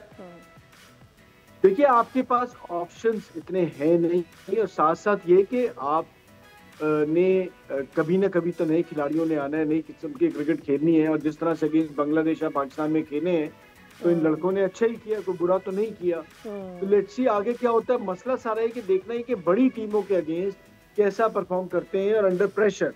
ये दो चीजें होती हैं, क्योंकि पाकिस्तान इंडिया का मैच या एशिया कप ये बड़े इवेंट होते हैं। अब इसमें जो प्रेशर होता है उसको हैंडल करना बहुत जरूरी होता है। एक तो हमने बैटिंग में हमें ऑब्वियसली लैक नजर आता ही रहा है, बट हम कंसिस्टेंटली जितनी भी बड़े टूर्नामेंट्स हो रहे हैं उसमें हमें स्पिनर्स को हम बहुत ज्यादा मिस कर रहे हैं। तो डू यू थिंक कि कोई प्लानिंग हो रही है इसके लिए? और एक आपका कमेंट, आप तो थोड़ी देर से बात हुई है आपसे, लेकिन अजहर महमूद को वापस लेकर आए हैं, so I just want to know about that as well in coaching. देखिए, एक तो जहां तक ताल्लुक आपने कहा स्पिनर्स की, ऑब्वियसली स्पिनर्स की बड़ी शिद्दत से कमी महसूस होती है और अभी तक इस स्पिनर सही मायनों में डेवलप ही नहीं किया हमने कि पक्का स्पिनर आपके पास पता हो कि जी फास्ट बॉलर्स तो आपको पता ये नहीं होगा तो ये आ जाएगा। लेकिन स्पिनर में अभी भी आपके साथ सुफियान मुकीम आए थे, लेकिन फिर पीएसएल में अगर उन्होंने अच्छा नहीं किया तो फिर वो टीम का हिस्सा नहीं रहे। लेकिन हमें कॉन्फिडेंस दे के स्पिनर को पक्का तो करना होगा ना, तभी जाके हम, क्योंकि बगैर स्पिनर के आप सर्वाइव नहीं कर सकते। आप वही कर रहे हैं कि जी जो बैटिंग भी कर लेता है, बॉलिंग भी कर लेता है, साइम को आप इस्तेमाल कर रहे होते हैं, सलमान अली आगा को इस्तेमाल कर रहे होते हैं, लेकिन एक आपको प्रॉपर स्पिनर चाहिए होता है। तो लेट्स सी उसकी क्या प्लानिंग की जा रही है, इस बार नजर आ जाएगा। अभी बांग्लादेश की सीरीज भी होने जा रही है। बिल्कुल, मैं बांग्लादेश की सीरीज के हवाले से आपसे बात करना चाह रहा था, क्योंकि एशिया कप से पहले ये भी एक बड़ा टास्क है। इसको हमें कितना इजी नहीं लेना चाहिए। हमेशा से हम इस सीरीज को बांग्लादेश को कमजोर हरीफ समझ लेते हैं, और अब तो खास तौर पर क्योंकि जो भी अभी टेस्ट खेलेंगे वो टेस्ट चैंपियनशिप के लिए पॉइंट्स उसमें काउंट होंगे। तो कितनी तैयारी के साथ प्रॉपर टीम उतारनी चाहिए बजाय तजुर्बे करने के? देखिए, ऑब्वियसली बांग्लादेश के अगेंस्ट हमारी यंग टीम ही जाएगी, बहुत से सीनियर्स अवेलेबल नहीं है। तो अभी अच्छा भी किया अगेंस्ट पाकिस्तान जो बांग्लादेश आई थी, अब वहां पर भी जाने साथ साथ वेस्ट इंडीज का भी टूर है, तो होपफुली अच्छा करेगी। बैक करना चाहिए और अच्छा परफॉर्म भी किया। जहां तक अजहर महमूद के हवाले से बात करने की सादिया, तो टेस्ट क्रिकेट की सादिया हमें मुझे कोई इंपॉर्टेंस नजर नहीं आती पाकिस्तान में, कोई रेलेवेंस जैसे कंपेयर टू दुनिया में टेस्ट क्रिकेट खेली जा रही है। आपने 5 तो टेस्ट मैचेस खेलने हैं अभी रिसेंटली जो होगा, तो आप टेस्ट मैच को बड़ा आसान ले रहे होते हैं। तो आपने कहा चले जी अजहर साथ टीम के था तो उसे एक अबूरी कोच लगा दी, क्योंकि अबूरी कोच लगाने का मतलब ये है कि आपके लिए उस खेल की कोई इतनी इंपॉर्टेंस नहीं, क्योंकि आपके पास बहुत सारा टाइम मौजूद था। अगर आपने हेड कोच, सवाल आ रहा है वो ये कि घूम फिर के वही ना, मतलब आप किसी को ह्यूमिलिएट करके माजरत के साथ, ये ह्यूमिलिएट शायद नहीं किया था, लेकिन आप किसी से माजरत कर लेते कि भाई अब आपकी जरूरत नहीं है, और फिर आप उसे वापस ले आते हैं। यहाँ तो आप फिलहाल बुरी लेके आए हैं, उन्हें परमानेंट नहीं लेके आ रहे। आई अंडरस्टैंड, बट वो अपना काम तो कर रहे होंगे ना। सो मेरा पॉइंट वही है कि आप उन्हीं लोगों को या तो बार बार लेकर आ रहे होते हैं, या फिर जस्ट द वे आप उनको ट्रीट करते हैं और फिर आप ले आते हो। तो ये क्या नाम बचाने के लिए कहते भाई किसी पे तनकीद हो रही है जरा साइड पे कर दो, तनकीद थोड़ी ठंडी हुई तो वापस ले आओ? देखिए, क्या बात करें कि ये सिलसिला चलता चला आ रहा है और इसमें कोई चीज़ नहीं। अब सबसे बड़ा सवाल तो मेरा ये है कि जी अबूरी कोच, हेड कोच क्यों? पहले तो किसी को भी आपने बनाना है, आपके पास बहुत टाइम मौजूद है, अक्टूबर में सीरीज है, क्या इतने अरसे में एक हेड कोच परमानेंट नहीं आ सकता? सवाल तो ये बनता है ना, अगर आपने असर कोई बनाना है तो फिर आप प्रॉपर हेड कोच बनाए ना। ये अबूरी क्या होता है? तो खुदा न खास्ता ऐसी इमरजेंसी तो नहीं है ना कि आपका 10 दिन बाद सीरीज है और आपको कोई कोच नहीं मिल रहा। बिल्कुल फवाद साहब, अच्छा सादिया दुरुस्त कह रही है, लेके तो हम उबूरी तौर पे आते हैं, आकिब जावेद भी उबूरी ही आए थे, आर्जी तौर पर लेके आए थे, लेकिन फिर वो फ्यूचर प्लानिंग करना शुरू कर दिया, जिस पर उनसे सवाल भी उठे थे कि भाई आप तो 2 या 3 महीने के लिए बनाए गए, 2-2 साल की प्लानिंग क्यों कर रहे हैं। ये भी तो होता है कि पूरा फिर प्लान करके दे जाते हैं, फिर जो नया आता है जो परमानेंट रखते हैं वो सब चेंज कर देता है, और फिर जिससे कुछ अचीव नहीं होता हम कहते हैं तो अबूरी था। अब ये यही है ना सादिया, आपके सवालों में ही दोनों के जवाब मौजूद है कि आप डिसाइड ही नहीं कर पा रहे होते। फिर एक बात बिल्कुल ठीक है कि जी एक आदमी लंबी प्लानिंग कर रहा है, फिर वो है ही नहीं, और जिस तरह से टीम के खिलाड़ी होते हैं जब उन्हें पता है कि एक आदमी है ही मतलब टेम्पररी है, परमानेंट नहीं है, तो वो उसके साथ किस तरह से मिलके काम करेंगे, उसको किस तरह ट्रीट करेंगे जब उन्हें पता है कि इस बंदे ने चले ही जाना है, इसका कोई ऐसा पावर ही नहीं है। तो ये आप टीम के साथ भी बुरा करते हैं, बट टेस्ट क्रिकेट का मुझे लगता है कि आप हमारा कोई इंटरेस्ट है नहीं। अफसोस इस बात पे मुझे जरूर होता है, क्योंकि दुनिया की क्रिकेट की सारी टीमें टेस्ट क्रिकेट खेल रही हैं और हमने अपने कोई प्लान ही नहीं किया टेस्ट क्रिकेट का। तो ये मुझे बड़ा दुख है। हम T20 पे बहुत ज्यादा फोकस है हमारा, उम्मीद यही है कि जितना फोकस है उतने हम बेहतर हो भी जाएं। Thank you so much Fawad भाई for giving us your morning time. सबके लिए वक्त बड़ा इंपॉर्टेंट लगता है जब क्रिकेट पर और सेहत पर और इस तरह के मौजूआत पर ज़रा बात हो जाए। बाद हम क्रिकेट की तो बात कर रहे हैं, लेकिन कुछ ही देर पहले आपको याद होगा ब्रेक से पहले हम खवातीन की परफॉर्मेंसेस के ऊपर बात कर रहे थे। When it comes to cricket, when it comes to football, netball, हम देख रहे हैं कि पाकिस्तान की खवातीन जो हैं वो जोर लगा रही हैं। बहुत कम फैसिलिटीज़ मिलती हैं खवातीन को इन कंपैरिजन, और हमारे यहाँ रिवाज भी उतना नहीं है। अभी एक स्टीरियोटिपिकल थॉट जो है हम उसको ब्रेक नहीं कर पाए हैं। लेकिन मुझे बड़ी खुशी हुई, AFC हुआ और एशिया कप के क्वालिफायर्स के लिए विमेन टीम का ने कल जो है दूसरा मैच खेला था इंडोनेशिया के अगेंस्ट, और इंडोनेशिया को हम हराने में कामयाब हुए। बहुत बड़ी अचीवमेंट है फुटबॉल के मैदान में स्पेशली। एग्जैक्टली, ये बहुत बड़ा।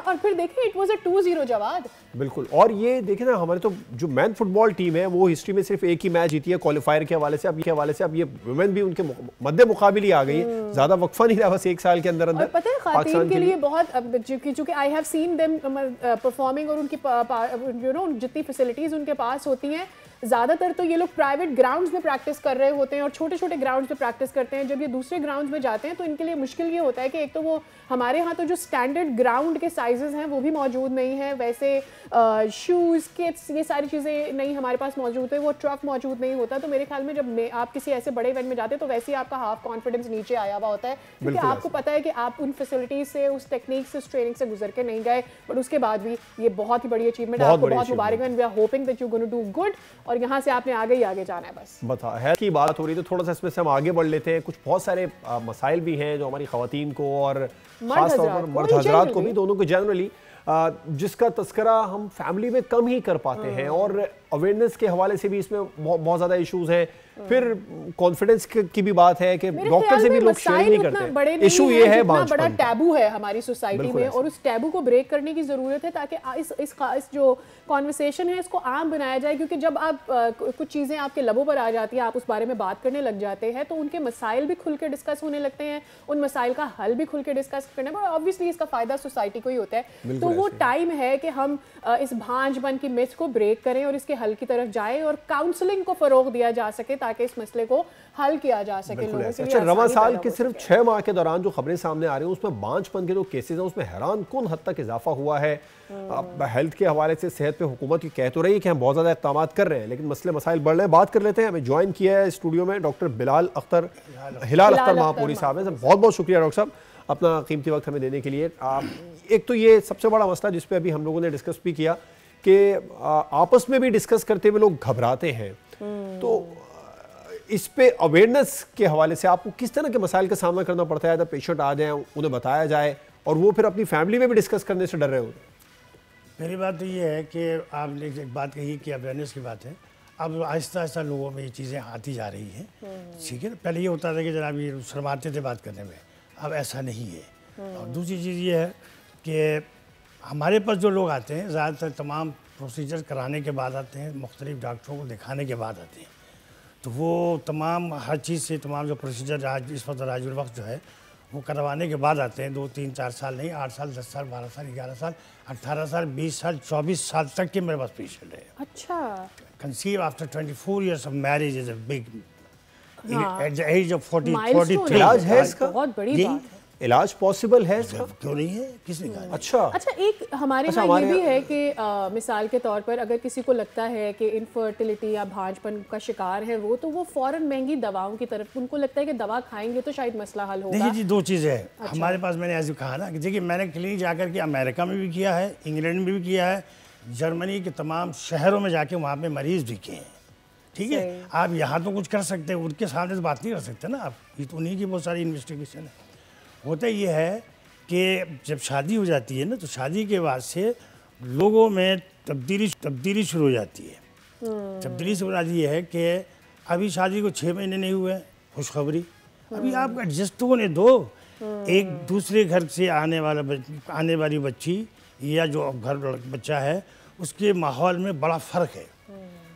उनकी आपके इसमें खाने पीने में, रहन सहन में, उनके कल्चर में, उनके माहौल में बड़ा फ़र्क होता है। और इस सब का असर आप भी हो रहा होता है, तो ये आई थिंक साइकोलॉजिकली भी ये बड़ा ज़रूरी होता होगा ना। 100%। अच्छा, तो ये भांजपन एक बांझपन एक चीज़ है, उसको समझना एक चीज़ है, और ये कि किसी में बांझपन है भी या नहीं, ये दो अलग चीज़ें हैं। मतलब हम पहले से एक्सपेक्ट करना शुरू कर देते हैं, किसी की शादी होती है कि बस अब जो है उनकी औलाद आ जानी चाहिए। तो मुझे बताइएगा कि उसको समझने में साइकोलॉजिकल उसका क्या इम्पैक्ट होता है? पहली चीज़ तो ये कि 2 साल तक तो उससे पूछगछ रखी जाए। अच्छा, 2 साल तक दोनों को, कपल को एडजस्ट करने में, माहौल को, घर को एडजस्ट करने में इट टेक टाइम। ऐसा नहीं होता आ यार एडजस्ट हो गया, वो तो नहीं होता ना। थोड़ा सा आपके माहौल अलग है, बोलचाल अलग है, खुराक अलग है, हर चीज़ मुख्तलिफ है, उसको एडजस्ट करने में इट्स टेक टाइम, तो टाइम लगता है। अच्छा, मेजॉरिटी मैक्सिमम मेडिकल साइंस में आप 2 साल तक ले लीजिए। 2 साल के बाद अगर नहीं बात बनती है, फिर डॉक्टर से आपके पास, अपने करीबी डॉक्टर के पास जाए। अच्छा डॉक्टर साहब, अभी हम जिक्र कर रहे हैं पाकिस्तान जैसे माशरे के अंदर, हम ज़्यादातर ख़वातीन पे ही कह दिया जाता है कि बांझपन है। यहाँ पे यही सेम बीमारी मर्दों में भी है, और यही क्या उसका नाम है, बांझपन ही कहा जाता है, इनफर्टिलिटी उसको कहते हैं। अच्छा, तो फिर ऐसे कितने केसेस आपके पास आते हैं जिसमें आप ये समझते हैं कि खातून के साथ साथ मर्द को भी टेस्ट करवाने की जरूरत है? क्योंकि हमारे यहाँ तो एक बात बता दीजिए, हतक महसूस की जाती है। हतक की बात नहीं है, अब वो अवेयरनेस, वो चीज़ें ख़त्म हो गई, वो आहिस्ता आहिस्ता लोगों में इसमें इस चीज़ की अब जो है अवेयरनेस आ चुकी है, आ गई है। अब बल्कि खुद बगैर किसी डॉक्टर खुद इन्वेस्टिगेट करा लेते हैं वेदर आई एम रॉन्ग और राइट। अब यहाँ तक तो आ गए, इतना तो मीडिया ने कर दिया, इतना तो आपने कर दिया इंशाल्लाह, अल्हम्दुलिल्लाह, इतना तो पहुँचा दिया। देखिए बात ये है कि आप जो कह रहे हैं मर्द के बगैर आप बता दीजिए औरत बच्चा कैसे पता करेगी? राइट, होता है ना, अक्सर डॉक्टर कहते हैं ये कंसीविंग मेडिसिन है। भाई कंसीविंग मेडिसिन है तो मर्द की ज़रूरत क्यों पड़ी? शादी क्यों हुई? कंसीविंग मेडिसिन है तो मर्द को भी इन्वेस्टिगेट करते हैं ना। मर्द को जब देखते हैं 2 साल हो जाता है, तो दोनों जो जिसका कंसर्न जो डॉक्टर होता है, इनफर्टिलिटी एक्सपर्ट होता है या गायनेकोलॉजिस्ट जो होता है, वो दोनों को इन्वेस्टिगेट करता है। मेल को इन्वेस्टिगेट करता है, उसकी सीमेन एनालिसिस कराता है, उसकी पोजीशन देखता है क्या पोजीशन है। राइट, अब उसमें 2 चीज़ें होती हैं, एक होता है ओलिगोस्पर्मिया, होता है एजोस्पर्मिया। दोनों को इलाज होता है, दोनों के लिए। अच्छा, दोनों का यही बात कि जब आपके पास पेशेंट आते हैं तो ज़्यादातर गायनेकोलॉजिस्ट में तो यही चल रहा होता है कि भाई सिर्फ खवातीन है, मर्द नहीं जा रहे, वो बैठ के बात भी नहीं करना चाहते, लेकिन दोनों का होना जरूरी है। और आप किस तरीके से डील करते हैं? बगैर आप उसको, औरत को क्यों पूछ रहे हैं आप? फिर आप किस तरह डील करते हैं? इस तरह के कपल्स आते हैं, I am doing since 40 years, very long time. उनकी थेरेपी कितनी जरूरी है? इसकी बहुत ज़्यादा। हमारे पास जब तक, मेरी असूल ये है कि 3 साल से पहले हम पेशेंट नहीं लेते। 2 साल तक आपने इलाज करा लिया, नहीं हुआ, किधर हो गया, तो फिर टेंशन बाद आइए। अच्छा, उसके बाद हस्बैंड के बगैर हम कभी नहीं देखते। अच्छा, हस्बैंड का होना बहुत जरूरी है। उसके बगैर हम इलाज कैसे करेंगे? हस्बैंड नहीं है तो मैं उसका इलाज कैसे करूँ? मुझे बता दीजिए ना। How it can possible to treat the patient? Right, उसको इन्वेस्टिगेशन नहीं किया, उसको कोई देखभाल नहीं की, उसकी पूछगछ नहीं की, उसको कोई चीज़ नहीं देखा, उसको आप बगैर हस्बैंड के औरत कहाँ से करेगी? मुझे बता दीजिए ना। सही। अच्छा, एक जो आजकल रिसर्च बहुत ज़्यादा ऑब्वियसली आपकी नज़रों से तो गुजरी ही होगी, जिसमें हम बार बार ये कह रहे हैं कि मर्दों की फर्टिलिटी पर ज़्यादा फ़र्क पड़ रहा है, उसकी क्या वजूहात है? कोई फर्क नहीं, कुछ नहीं है, कुछ नहीं है। अच्छा, देखिए एक बात है, आप तो गौर कीजिए, मैं अक्सर हमारे बहुत सारे मॉर्निंग शो में, प्रोग्राम में कहा, आप उन बस्तियों में जाइए जहाँ पे रिहाइश में उनके पहनने को कपड़ा नहीं है, खाने को पैसा नहीं है, रहने को जगह नहीं है, उनके अंदर एक भी इस किस्म का कोई आपको केस नहीं मिलेगा। क्या वजह इसकी डॉक्टर? उसकी वजह ये है कि उसका काम ये है कि दोनों ने काम किया, 2 अल्लाह के बताए वो तरीके हैं, उस पर अमल करने की पूरी कोशिश करते हैं। उस पर उनके यहाँ कोई, आप मुझे कोई भी ऐसी पेशेंट दिखा दीजिए उस इलाके का जो किसी भी करीबी किसी गायनिकोलॉजिस्ट के पास वो औरतें ख्वातीन जाती हों। दे डोंट नीड, उनको ज़रूरत ही नहीं है। वो अल्लाह के तमाम बताए हुए तरीक़े पे अमल करते हैं और हम अल्लाह के बताए हुए तरीक़े से भाग जाते हैं। अच्छा, इससे मेरे जहन में ये आया है कि आम तौर पर लोग तो इतना महंगा इलाज की तरफ चले जाते हैं, टेस्ट इतने महंगे महंगे हैं उनकी तरफ चले जाते हैं कि उनकी कैपेसिटी ही ख़त्म हो जाती है। तो क्या इससे बाहर निकला जा सकता है इस टेस्ट की रेट से और काउंसलिंग की तरफ आया जा सकता है? बल्कि आपको क्या बेहतर लगता है कि तरीकाकार क्या होना चाहिए? देखिए, मैं आपको मिसाल दूँ, पिछले साल 2 साल पहले मैं जर्मनी के एक शहर गया था, हेडलबर्ग में, पेशेंट देखने के लिए। वहाँ कंसीव करता है तो मुझे दे कॉल मी, तो वहाँ हमने 4-5 पेशेंट देखे जिसमें हमने 2-3 को प्रिस्क्राइब किया पेनिसिलिन और 2-3 को मैंने उसके साथ काउंसलिंग की, एक-एक को 1-1 घंटा 2-2 घंटा काउंसलिंग की। जिसकी काउंसलिंग की उसने कंसीव कर लिया, जिसको मेडिकेशन देखा उसने कंसीव नहीं किया। अच्छा, मेडिसिन से अगर होता तो फिर अल्लाह का कानून नहीं होता ना। ये तो हम तो अल्लाह की बातों को हम भूल गए। हमें तो बताना है ना कि आपके साथ आप क्या जिम्मेदारी है, आपकी क्या, आपकी शादी हो गई, आपने करना क्या है, आपको आपने अपने साथ अपने इसके वाइफ के साथ क्या करना है। दोनों की जिम्मेदारी है, दोनों बराबर के हिस्सेदार हैं। ऐसा नहीं कि औरत जिम्मेदार है 50% और मर्द 50% औरत है, दोनों की जिम्मेदार है, दोनों को इन्वेस्टिगेट करना चाहिए। अच्छा, यहाँ पाकिस्तान में तो ये होता है ज़्यादातर अगर औलाद नहीं हो रही 2 साल 3 साल 4 साल के बाद, तो इंटीरियर सिंध और पंजाब में, इवन अब तो बड़े शहरों में भी यही होने लग गया, कहने लग जाते हैं कि भाई इस खातून के ऊपर तो किसी ने जादू किया हुआ है। चलिए आपको एक मिसाल बताता हूँ। ये मिथ है या बिल्कुल सही, बिल्कुल सही है। वो घर वाले खुद कहना शुरू करते थे। ये पढ़े लिखे लोग जो आलिम हजरात की बातें हैं, अभी पिछले दिनों की बात है, एक साहब तशरीफ लाए, आलिम दीन है वो, तो कंसीव क्यों नहीं कर रहे भाई, क्योंकि वो असल में नसबंदी कर दी है किसी ने, किसी साहब ने। अच्छा भाई ठीक है, हमने आप जरा अपना टेस्ट तो दिखाइए, करेगी आप मुझे किस चीज़ का टेस्ट, बोले आपके बगैर ये कंसीव कहाँ से करेगी बताओ ना मुझे। अगर आपके बगैर करती तो आपकी ज़रूरत क्या थी आपकी, आप टेस्ट कराएं।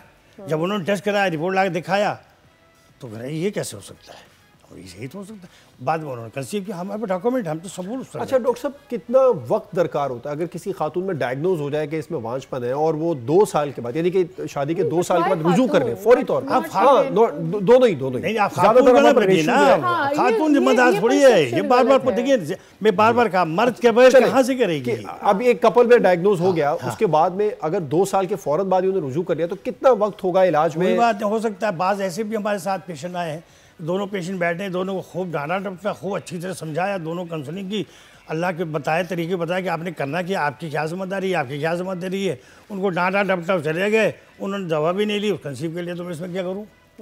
अच्छा, वक्त के साथ साथ एक परसेप्शन हमने बिल्ड कर लिया है, जैसे कहते हैं पहले कह दिया जाता था जी 40 साल की खातून, अब कह दिया जाता है जी 30 साल की खातून के बाद कंसीव करना मुश्किल हो जाता है, और इस तरह से अब और ऐसा लगता है, एक डरावनी सी बात लगती है ना ये सुनने में। आपका एक्सपीरियंस क्या कहता है, मर्द हो या खातून हो? देखिए, मेरे पास एज का क्या कोई लिमिट है? मर्दों में एज का कोई लिमिट नहीं है। मेरे पास अभी 69 की एक साहब है, उन्होंने कंसीव किया, 22 साल की लड़की के साथ शादी की। ठीक है। अच्छा, खवातीन में 35 आफ्टर 35 43, मेरे पास जो है 43 तक का है। ठीक है, 43 का, 45 भी है, 46 भी। अल्लाह के मामलात हैं, अल्लाह के मामलात हैं। हम कैसे कह देंगे जी आप कंसीव नहीं कर सकते? I think, अच्छा एक और चीज़ मैं दोबारा उस पर आना चाह रही हूँ कि किसी भी कपल की आपस में अंडरस्टैंडिंग, उनका आपस में इमोशनल रिलेशन कितना इम्पोर्टेंट होता है कंसीव करने के लिए? नहीं, इसका कोई ताल्लुक नहीं है। अच्छा, अभी दोनों में बनती नहीं है, फिर भी बच्चे, दोनों में झगड़े हो रहे फिर भी बच्चे, ये तो नहीं, ये तो अल्लाह के मामला। ये तो बहुत सी आम सी मिसालें दी जाती हैं पाकिस्तान में। अच्छा डॉक्टर साहब, अभी आपने जिक्र किया कि आप जर्मनी में गए थे, वहाँ एक कपल को आपने काउंसलिंग की और एक को मेडिकेशन पे लेके आए, तो उसकी काउंसलिंग की, उसने कंसीव कर लिया। ये कितना इंपॉर्टेंट, सिर्फ काउंसलिंग ही कितनी जरूरी है, जो होनी चाहिए लाजमी, बहुत ज्यादा है। शादी से पहले होनी चाहिए यकीनी तौर पर? नहीं, शादी से नहीं, हमारे हम माशरा है ना, शादी नहीं, शादी हो गई, हमारी सोसाइटी है ना, हमारी सोसाइटी में ये होता था। आज से कुछ 50 साल पहले कुछ किताबें ऐसी होती थी, जो दीनी किताबें होती थी, उस किताबों को दे दिया जाता था, आप पढ़िए इसको, बच्चियाँ पढ़ती थी, वो चीज़ हट गया, अब वो आ गया आपके पास, समझा।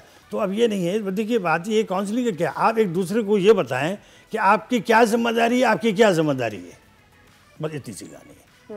काउंसलिंग बहुत इम्पोर्टेंट, बगैर आप उसको समझाया काउंसलिंग नहीं सकता। और बात ऐसे भी है कि अभी आप काउंसलिंग की शादी की है, 15 दिन के बाद कंसीव कर लिया। हाँ, I agree with you, I agree. अच्छा, एक ये कहा जाता है, बांझपन, चले हम ये तो बात करते हैं ना कि ठीक है जी, पहली औलाद के से पहले क्या मुश्किलात आ रही है, सेकंड इनफर्टिलिटी भी होता है। एग्जैक्टली, मैं उसकी तरफ प्राइमरी के बाद ऐसा कैसे हो जाता है कि पहले आप कहें कि जी ठीक है, किसी की औलाद हुई, शादी के फौरन बाद हो गई या 2 साल बाद जब भी, और फिर अगली औलाद में गैप आया तो लोग ये कहने लगे कि जी अब बांझपन है। आइए नहीं, आप सुनिए, उसकी 2 वजह है। पहली चीज़ तो ये है कि अगर फर्स्ट कंसीव किया, सेकंड ने कंसीव करने की वजह से उसकी दोनों मेन फैक्टर हैं, दोनों में अभी भी है। मेल में उसके अंदर आपकी स्पर्म की क्वालिटी में कोई कमी हो जाएगी तो नहीं होगा, अबॉर्ट कर जाएगा, मिसकैरेज हो जाएगा। फिर उस पर इल्ज़ाम आता है कि आप चूँकि आप माँ के घर गई थी, चूँकि शॉपिंग किया था, चूँकि बाजार गई थी, तो ऐसा कोई नहीं है। यही औरत घरों में काम करती है, उसे क्यों नहीं होते? ठीक है। फिर औरत में होता ये कि जनाब यारी अगर कंसीव कर भी लिया तो फीटल पोल नहीं बना, कार्डिक एक्टिविटी नहीं हुई, ग्रोथ नहीं हुई, ग्रोथ रुक गई, तो उसकी रीज़न ये है कि उसके ओवल्यूशन में उसके फॉलिकल स्मॉलर होते हैं। तो it can be treated by the medication. इससे ये है कि इसको आपको समझाएं, उसकी काउंसलिंग करें, उसको बताएं, तो उसका कोई मसला नहीं है। एंड में मैं एक्चुअली चाहती हूँ कि हमारे यहाँ जो इतना प्रेशर बिल्ड कर दिया जाता है शादी के फौरन बाद, न्यूली कपल्स के पेरेंट्स को, चाहिए हमें, छोटा बच्चा चाहिए हमें, और वो एडजस्ट भी नहीं हो पाती हैं फैमिलीज में, खातीन और आई थिंक मर्द हज़रात दोनों के साथ ये होता है। It takes time. हमारे यहाँ लव मैरिजेस का कॉन्सेप्ट भी कम है, दोनों को एक दूसरे घर समझने में, घर आने में, घर को समझने में वक्त लगता है। आई रियली वांट कि आप अगर एक मैसेज सेंड कर दें कि भाई तरीकाकार क्या होना चाहिए जब किसी की, जैसे अभी आपने कहा कि 2 साल तक प्रेशर ना डालें, पेरेंट्स को क्या मैसेज देना चाहेंगे? तो आपने कहा 15 दिन में ही सवाल शुरू हो जाते हैं हमारे यहाँ। तो देखिए, बात ये है कि जब शादी को के आती है तो चाहिए उनको कि एक लड़की अपने घर को छोड़ के, अपने माँ को, अपने बाप को, अपने ख़ानदान को छोड़ कर आती है और आपके माहौल को एक्सेप्ट करती है, तो आप भी कोशिश कीजिए कि उसको उसी तरीके से अपने औलाद की तरह से, अपनी बेटी की तरह से, अपने बेटे की तरह समझें, ताकि वो अपने घर को समझे। उसको जब घर को समझेगी तो उसको जहनी सुकून मिलेगा, तो अल्हम्दुलिल्लाह कोई प्रॉब्लम नहीं होगी।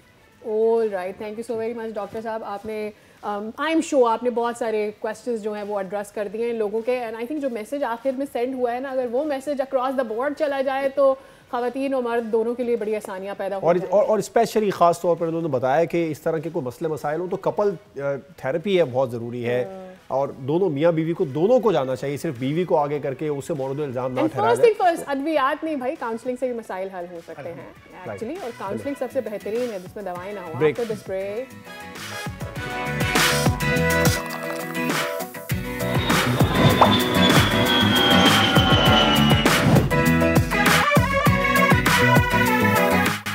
Very warm welcome again. अच्छा, हम पूरे इस 3-4 दिनों से बात कर रहे हैं बारिशों की, कि बारिशें पूरे मुल्क में बहुत ज़्यादा हो रही हैं। हमने सुआत की सूरत हाल भी देखी जहाँ बारिश ने कितनी तबाही मचाई, और फिर अपर एरियाज़ में नहीं, हमने पंजाब में बारिश हुई है, कराची में बारिश हुई है, और जब भी इस तरह के हम देखते हैं मामला, फ्लडिंग की बात करते हैं, सिंध में जो हुआ था चंद साल पहले, तो हम ये बात करते हैं कि पाकिस्तान को कितना बुरे तरीके से क्लाइमेट चेंज मुतासिर कर रहा है। लेकिन एक फुटेज अभी आपकी टेलीविज़न स्क्रीन पर आएगी, जब आप वो देखेंगे तो हैरान रह जाएंगे कि ये फुटेज एक्चुअली है कहाँ, कि ये फुटेज पाकिस्तान की नहीं है, ये फुटेज एक्चुअली, अच्छा ये फुटेज जब आई तो लोग बड़े हैरान भी हुए, परेशान भी हुए, क्योंकि अपेरेंटली सबको लगा कि शायद किसी छोटे मुल्क की ये है, लेकिन ये फुटेज हमने जब देखी, और ये जिस तरह से फ्लड वाटर बॉम्ब करके ये पानी यहाँ से गुजर रहा है, एक बड़ा रेला, आई एम श्योर हुकूमत खुद भी सरप्राइज हो गई। बिल्कुल, ये पाकिस्तान नहीं है, फर्स्ट वर्ल्ड कंट्री है जहाँ पर ये सूरत हाल है, और ये सब क्लाइमेट चेंज है जिसके असरात हैं, और पाकिस्तान भी इससे बहुत ज़्यादा मुतासिर हो रहा है। सैलाबी सूरत हाल वाटर बम बनकर पूरे शहर को तबाह कर रही है, और यकीनी तौर पर जैसे सादिया ने कहा कि ऐसा लगा किसी तरक्की पजीर मुल्क की ये फुटेज होगी। जब सोशल मीडिया पर ये गर्दिश की तो बाद में पता लगा भाई नहीं, ये इटली है। और लग ऐसा रहा है कि जिस तरीके से पाकिस्तान के बारे में अक्सर बात करते हैं कि we are not ready for the climate change, इस तरह के रेले के लिए मेरे ख्याल में कोई भी मुल्क रेडी नहीं हो सकता, एंड आई एम श्योर ये हुकूमत भी रेडी नहीं थी इस चेंज को देखने के लिए। जितनी बड़ी तादाद में, जितनी बड़ी मिकदार में यहाँ से पानी निकल रहा है इसको, लेकिन एट द सेम टाइम हमें ये ज़रूर नज़र आता है कि चूँकि उनका इंफ्रास्ट्रक्चर इतना ज़्यादा स्ट्रॉन्ग है, वो किसी हद तक वो जो हादसात हैं उनको बचा, अपने लोगों को कम अज़ कम बचा लेते हैं, जिसकी वजह से खबर बड़ी नहीं बनती। तो पाकिस्तान बहुत ज़्यादा क्लाइमेट चेंज से मुतासिर हुआ है। हम जब पानी की, बारिशों की बात हो रही है, और हमारे बड़ा सवालिया निशान उठाया जाता है, खासतौर पर पाकिस्तान इंडिया के बारे में तो प्रेडिक्शन भी की जाती है। अभी हम पानी के ऊपर उनसे लड़ भी रहे हैं और हम क्लियर कर रहे हैं उनको। पानी की सबसे बड़ी बात तो ये है कि हमारे पास रेजर्वायर्स नहीं है, बारिशें भी होती हैं तो हम उस पानी को प्रोटेक्ट नहीं कर पाते। जो हमारा इंडस वाटर का पानी है उसका डेल्टा बढ़ता चला जा रहा है, वहाँ लोगों की ऑक्यूपेशन लोगों ने चेंज कर दी है। जैसे पहले जो फिशरमैन होते थे वो मछली का काम नहीं कर पा रहे हैं, उसकी वजह यही है कि हमारा जो इंडस वाटर का डेल्टा है बढ़ता चला जा रहा है, जो ड्रिंकेबल यूजेबल पानी है उसकी कमी होती जा रही है। लेकिन उसको पूरा करने के लिए होती हैं तो हम उस पानी को यूज नहीं करते, वो भी यूज नहीं करते। फिर हम ये इस पानी को पूरा करने के लिए जगह जगह जो छोटे छोटे से ये जो वाटर प्लांट बन गए हैं, जमीन से पानी निकाल रहे हैं और मुसलसल यूज किए चले जा रहे हैं। उससे ज़ेरे जमीन पानी में कमी आ रही है। वो ना सिर्फ इस जमीन के जो एक्चुअली नेचुरल उसकी हालत है उसको खराब कर रही है, लेकिन ज़ेरे जमीन पानी को भी कम कर रही है। जब बारिशें होती हैं तो हम उस पानी को वापस जमीन तक, और ऐसी सूरत हाल के अंदर ऐसे लोग भी पाकिस्तान में मौजूद हैं जो बारिश के पानी को सेव करने की कोशिश कर रहे हैं पाकिस्तान का ज़ेरे जमीन पानी महफूज रहे। अमान खान काका खेल साहब का शुमार भी उन्हीं लोगों में होता है। माहिर आबी वसाइल हैं, समाजी रहनुमा हैं, आज हमारे साथ स्टूडियोज़ में भी मौजूद है। सर बहुत शुक्रिया, बड़ा अहम काम है क्योंकि पानी के ऊपर तो हम पिछले 2 महीने में इस रीजन ने एक ऑलमोस्ट जंग भी देख ली है। और अब इस पानी को, जो पानी एक नेमत है, बरसता भी है, आसमान से बरसता है, स्पेशली बारिश के पानी को आप सेव करने के बड़े इक़दाम कर रहे हैं। कुछ देर पहले आपने ही डिस्कस किया कि 280 अरब गैलन पानी कराची में आसमान से बरसता है हर साल। इसमें से सेव कितना होता है? देखिए, हम अपनी मदद आपके तहत तो हर स्पेल में करोड़ों गैलन 5-7 करोड़ गैलन पानी सेव कर लेते हैं। ये तो देखिए, इस बड़े इकदाम की ज़रूरत है इसके लिए ना जी। गवर्नमेंट इदारे इस सिलसिले में आगे आएँ तो काम बन सकता है। चंद करोड़ गैलन पानी से तो कोई ज़्यादा इतना फ़र्क पड़ नहीं सकता। देखिए, आपने भी इटली का जिक्र किया। जिस तरह गर्मी बढ़ रही है ना, सबसे अहम चीज़ हो रही है क्लाउड बस्टिंग हो रही है। ये बादल फट रहे हैं दुनिया भर में ना, पाकिस्तान के अंदर भी ऐसा हो रहा है। हमारे पास भी कराची के हवाले से एविडेंसेस हैं और हम बहुत ज़्यादा खौफजदा हैं इस हवाले से। खुदा न खास्ता अगर बादल फटते हैं तो पोजीशन होगी क्या, क्योंकि हमारे पास हब डैम की साइड पर क्लाउड बस्टिंग के पूरे एविडेंसेस हमारे पास अवेलेबल हैं। अच्छा, हम जो रेन हार्वेस्टिंग का काम कर रहे हैं ना इस वक्त, उसको हम डिज़ाइन जो करते हैं वो क्लाउड बस्टिंग भी डिज़ाइन कर रहे हैं। अच्छा, पहले तो मुख्तसरन अगर ये बता सकें कि रेन हार्वेस्टिंग क्या होती है, because we don't have the concept of rain harvesting. देखिए, मसला सिलसिला ये है कि हम जिस जगह रह रहे हैं कंक्रीट के जंगल हैं, ठीक है जी। इलेक्ट्रॉनिक डिवाइसेस लगाकर हमने मुसलसल पानी निकाल लिया। मैं साल से कहता आ रहा हूँ कि भाई ज़लज़ले आ जाएंगे, प्रॉब्लम्स क्रिएट्स हो जाएंगी, वो आना स्टार्ट हो गए। मुसलसल पानी निकालने की बुनियाद पर सिंक होल हो रहे हैं। मुसलसल जितने डेप्थ में जा रहे हैं, आप जो पानी निकल रहा है वो हैवी मेटल्स आ रहे हैं, किडनी फेलियर हो रहे हैं, डायलिसिस पे लोग जा रहे हैं। देखें, हमने ज़मीन से पानी ले लिया, हमने देना है पानी ज़मीन को ना जी। देखें, रेन हार्वेस्टिंग का जो प्रोसेस है वो अर्बन फ्लडिंग को मिनिमाइज़ करता है और आप डैम से ज़्यादा सेफ चीज़ है वो आपके लिए ना, डैम से ज़्यादा सेव है। देखिए, कोई भी डैम है, हर लोकेशन पर डैम बन नहीं सकता, ठीक है जी। ये जो है, और डैम जो है पानी के नेचुरल फ्लो को भी रोकता है, नेचुरल फ्लो कर रहा होता है। उसके साइड इफेक्ट्स भी हैं बहुत ज़्यादा डैम्स बनाने के, और बड़ा सरमाया दरकार होता है उसके लिए। अच्छा, देखिए, अब हम जो रेन हार्वेस्टिंग पे काम करते हैं कराची शहर में, हमारी नॉलेज में तकरीबन 5000 से ज़्यादा बड़े वेल्स, ओल्ड वेल्स पड़े हुए हैं जो बेकार और नाकारा हैं। अच्छा, खाली पड़े हैं और हुकूमती तवज्जो नहीं है उन पे, नॉलेज ही नहीं है ना किसी को। तवज्जो क्या होगी, नॉलेज नहीं है ना, लोगों को नॉलेज है। 4000 से ज्यादा ओल्ड डैम्स कराची में मौजूद है। 5000 से ज्यादा वेल्स, ओल्ड वेल्स पड़े हुए हैं हमारे पास। बिल्कुल ऐसे कोई। अच्छा, और ये वो उस शहर की आप बात कर रहे हैं जहां जिस शहर की अक्सरियत पानी को तरस रही है। देखिए, पहले ज़राए थे, हम जो खेती बाड़ी के लिए, दूसरे ज़राए के लिए हम इस्तेमाल करते थे, वेल से निकालते थे। काठोर हो गया, गडाब हो गया, मलीर हो गया, यहाँ आप जाकर विजिट कर देखें, बहुत बड़े बड़े वेल्स पड़े हुए हैं जो 100 फीट गहरे हैं और 25-30 फीट चौड़े हैं। ये आज जो बेसिकली करते थे काम, खेती बाड़ी होती थी, यहाँ से वाटर लेवल चला गया नीचे, उसकी बुनियाद पर नाकार हो गए। वो उनको यूटिलाइज किया जा सकता है। उनको कैसे भरा जाए? कैसे? देखिए, उनको भरने के लिए आप देखिए वो कच्चे वेल्स बने हुए हैं, उनको चैनलाइज कर पूरा टोटली तौर पर उनकी वॉल्स बनाई जाएंगी। कितना एक्सपेंस आएगा?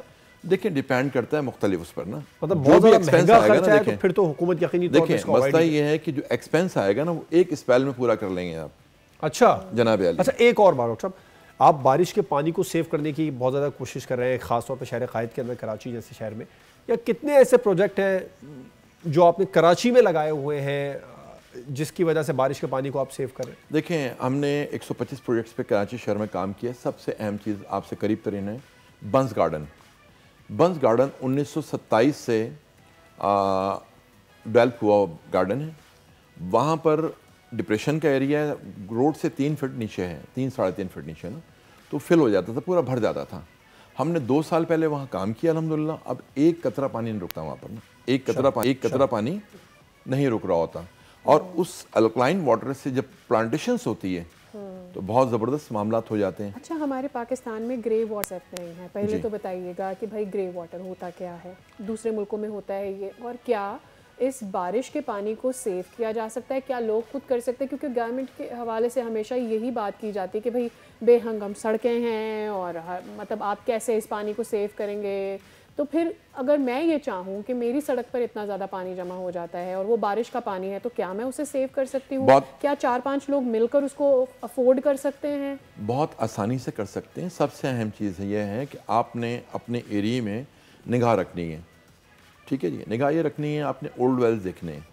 ओल्ड वेल्स मिल जाएंगे तो आसानी के साथ ही काम हो सकता है। अच्छा, सबसे अहम चीज़ होती है जब फ्लडिंग होती है ना, पानी की स्पीड बहुत ज़्यादा होती है, उस स्पीड के हिसाब से कैलकुलेट की जाती हैं चीज़ें कि भाई हमने इसमें लाइंस कितने इंचेस की डालनी है लाइनें, और जो आ रहा है सिल्ट आ रही है, कचरा आ रहा है, आर्सेनिक आ रहा है और साथ में ऑयल आ रहा है, इसको हम किस तरह फिल्ट्राइज करेंगे।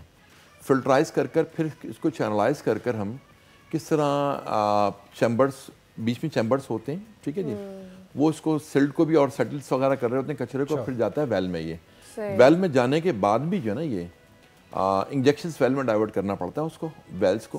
वो जियोलॉजिकल स्टेट ऐसा होता है जो पानी पिए। देखिए, हम पानी लेने के लिए इस्तेमाल करते रहे कुएं, अब हमने ज़मीन को दोबारा वापस पानी देना है।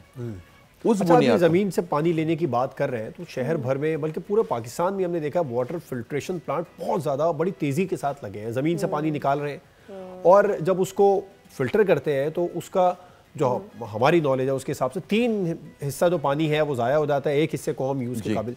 जो 3 हिस्से पानी ज़ाया हो रहा है, जो नालियों में वापस जा रहा है, उसको भी यूटिलाइज किया जा सकता है। उसको भी यूटिलाइज डिपेंड करता है कि TDS क्या है उस जगह का ना, ठीक है ना जी। इस पर भी हमने काम किया है। RO का पानी का जिसका TDS कम था, बिलफर्ड आ रहा था, उसके पास से 2000 गैलन पानी डेली बेसिस पर गटर बुर्द कर रहे थे। हमने उस पानी को लिया, TDS उसका 1000-1200 था।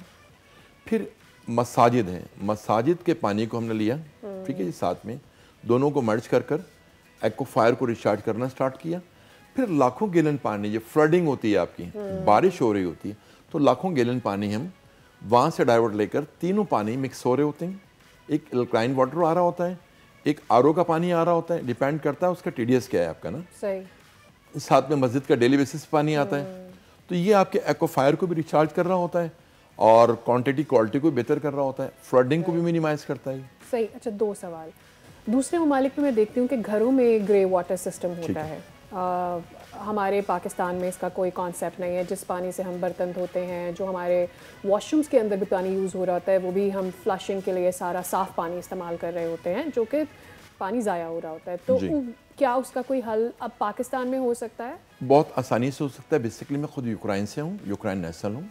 देखिए, वहाँ पर जो भी आपका जो 2 तरह के पानी होते हैं, एक होता है ग्रे वाटर, एक होता है ब्लैक वाटर, ठीक है ना। अच्छा, इसको यूटिलाइज करने के लिए वहाँ पर जो ना जो भी कंस्ट्रक्शंस आपकी होती हैं, कंस्ट्रक्शंस के अंदर से लाइंस अलग कर दी जाती हैं। शावरिंग का पानी, आपका किचन का पानी, वो अलग डायरेक्शंस में जाता है। नीचे टैंक्स बने हुए होते हैं, टैंक्स में डिपॉजिट होता है, उससे आप प्लांटेशंस कर रहे होते हैं। अच्छा। और जो ब्लैक वाटर होता है, ब्लैक वाटर को जो है आप सवरेज में दे देते हैं लाइंस में। अच्छा, हम तो अल्हम्दुलिल्लाह आपके ब्लैक वाटर को भी बेहतर कर रहे हैं, यानी कि ब्लैक वाटर को स्मेल फ्री कर रहे हैं, ट्रीट कर रहे हैं और कुदरती तौर पर ट्रीट कर रहे हैं। इस पर कर रहे हैं हम हाइड्रोफाइट पौधों का इस्तेमाल। सही। हाइड्रोफाइट पौधों का इस्तेमाल कर हम देखें करोड़ों गैलन पानी, यानी कि लाखों की तो बात ही नहीं, करोड़ों गैलन पानी मसाजिद में भी ज़ाया होता है, और उनको आप सेव कर रहे हैं। उसको भी सेव कर रहे हैं। आपने बताया मान साहब के तो 25 प्रोजेक्ट हैं कराची में, आप काम कर रहे हैं। एक प्रोजेक्ट पे खर्चा कितना आएगा, कितना? देखिए, डिपेंड करता है कि आपके पास जो है ना वहाँ पहले से वेल्स अवेलेबल है या नहीं है, ठीक है जी। अगर पहले से अवेलेबल है और अब पानी आपके डेली बेसिस पर आ रहा है। मस्जिद का देखें, मस्जिद का जो पानी है 6000 गैलन पानी, 5000 से लेकर 8000 गैलन पानी डेली बेसिस पे यूज़ होता है।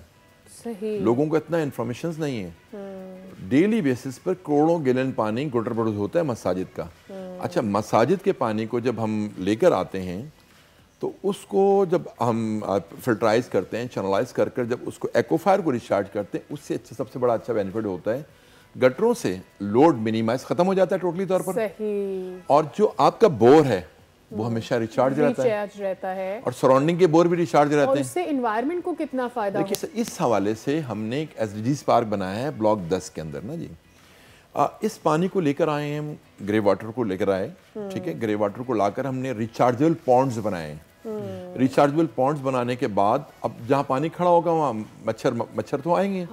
उसके अंदर हम डाल देंगे गप्पी फिशेस जो लार्वों को खा रही है, ठीक है जी। उसके ऊपर डाल दिए हमने हाइड्रोफाइट पौधे कि वाइब्रेट पानी ज़्यादा ना हो और उस पानी को खुशनुमा भी लगे, साथ साथ ऑक्सीजन प्रोवाइड करें, हीट में कमी लेकर आए, ठीक है जी, और कार्बन डाइऑक्साइड कम करें, ऑक्सीजन मैक्सिमम कर दे आपके लिए ना। उसी पानी को डाइवर्ट करके लेके जाते हैं, चैनलाइज करके विदाउट एनी मोटर ग्रेविटी पे लेके जा रहे होते हैं। उस पर फलदार दरख्त लगे हुए होते हैं, फलदार दरख्तों में जा रहा होता है। फिर साथ साथ हम बनाते हैं, ये तो पॉन्ड बनाया हुआ था, बनते हैं चैम्बर्स।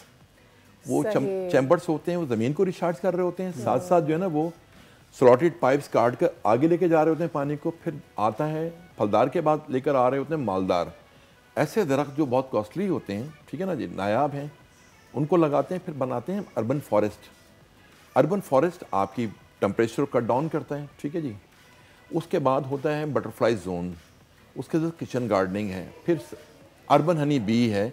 इस तरह के हमारे 40 प्रोजेक्ट्स हैं। और मैं आपको बताता चलूँ, इसी बारिश के पानी पर हम फायर फाइटर सिस्टम लगा देते हैं। खुदा न खासा अगर आग लग जाती है तो फौरी तौर पर तो मतलब बारिश के पानी को कितने तरीकों से यूज किया जा सकता है, अमान साहब ने बिल्कुल वाज़ेह और क्लियर कर दिया। एक तरह से ये एक इकोसिस्टम आपने क्रिएट कर दिया। अमान साहब बहुत शुक्रिया आपका, यहाँ आपने बहुत इंफॉर्मेटिव बातें हमारे साथ शेयर की हैं। आई एम श्योर ये इंटेलिजेंट और स्मार्ट तरीकाकार जो है पानी को सेव करने के लिए बहुत सारे लोगों को, और हुकूमत भी इस पे मुतवज्जो होगी, इस पे गौर करना चाहिए। बड़ी इंपॉर्टेंट बात है ये। With that we are going to say bye, see you, अल्लाह हाफ़िज़।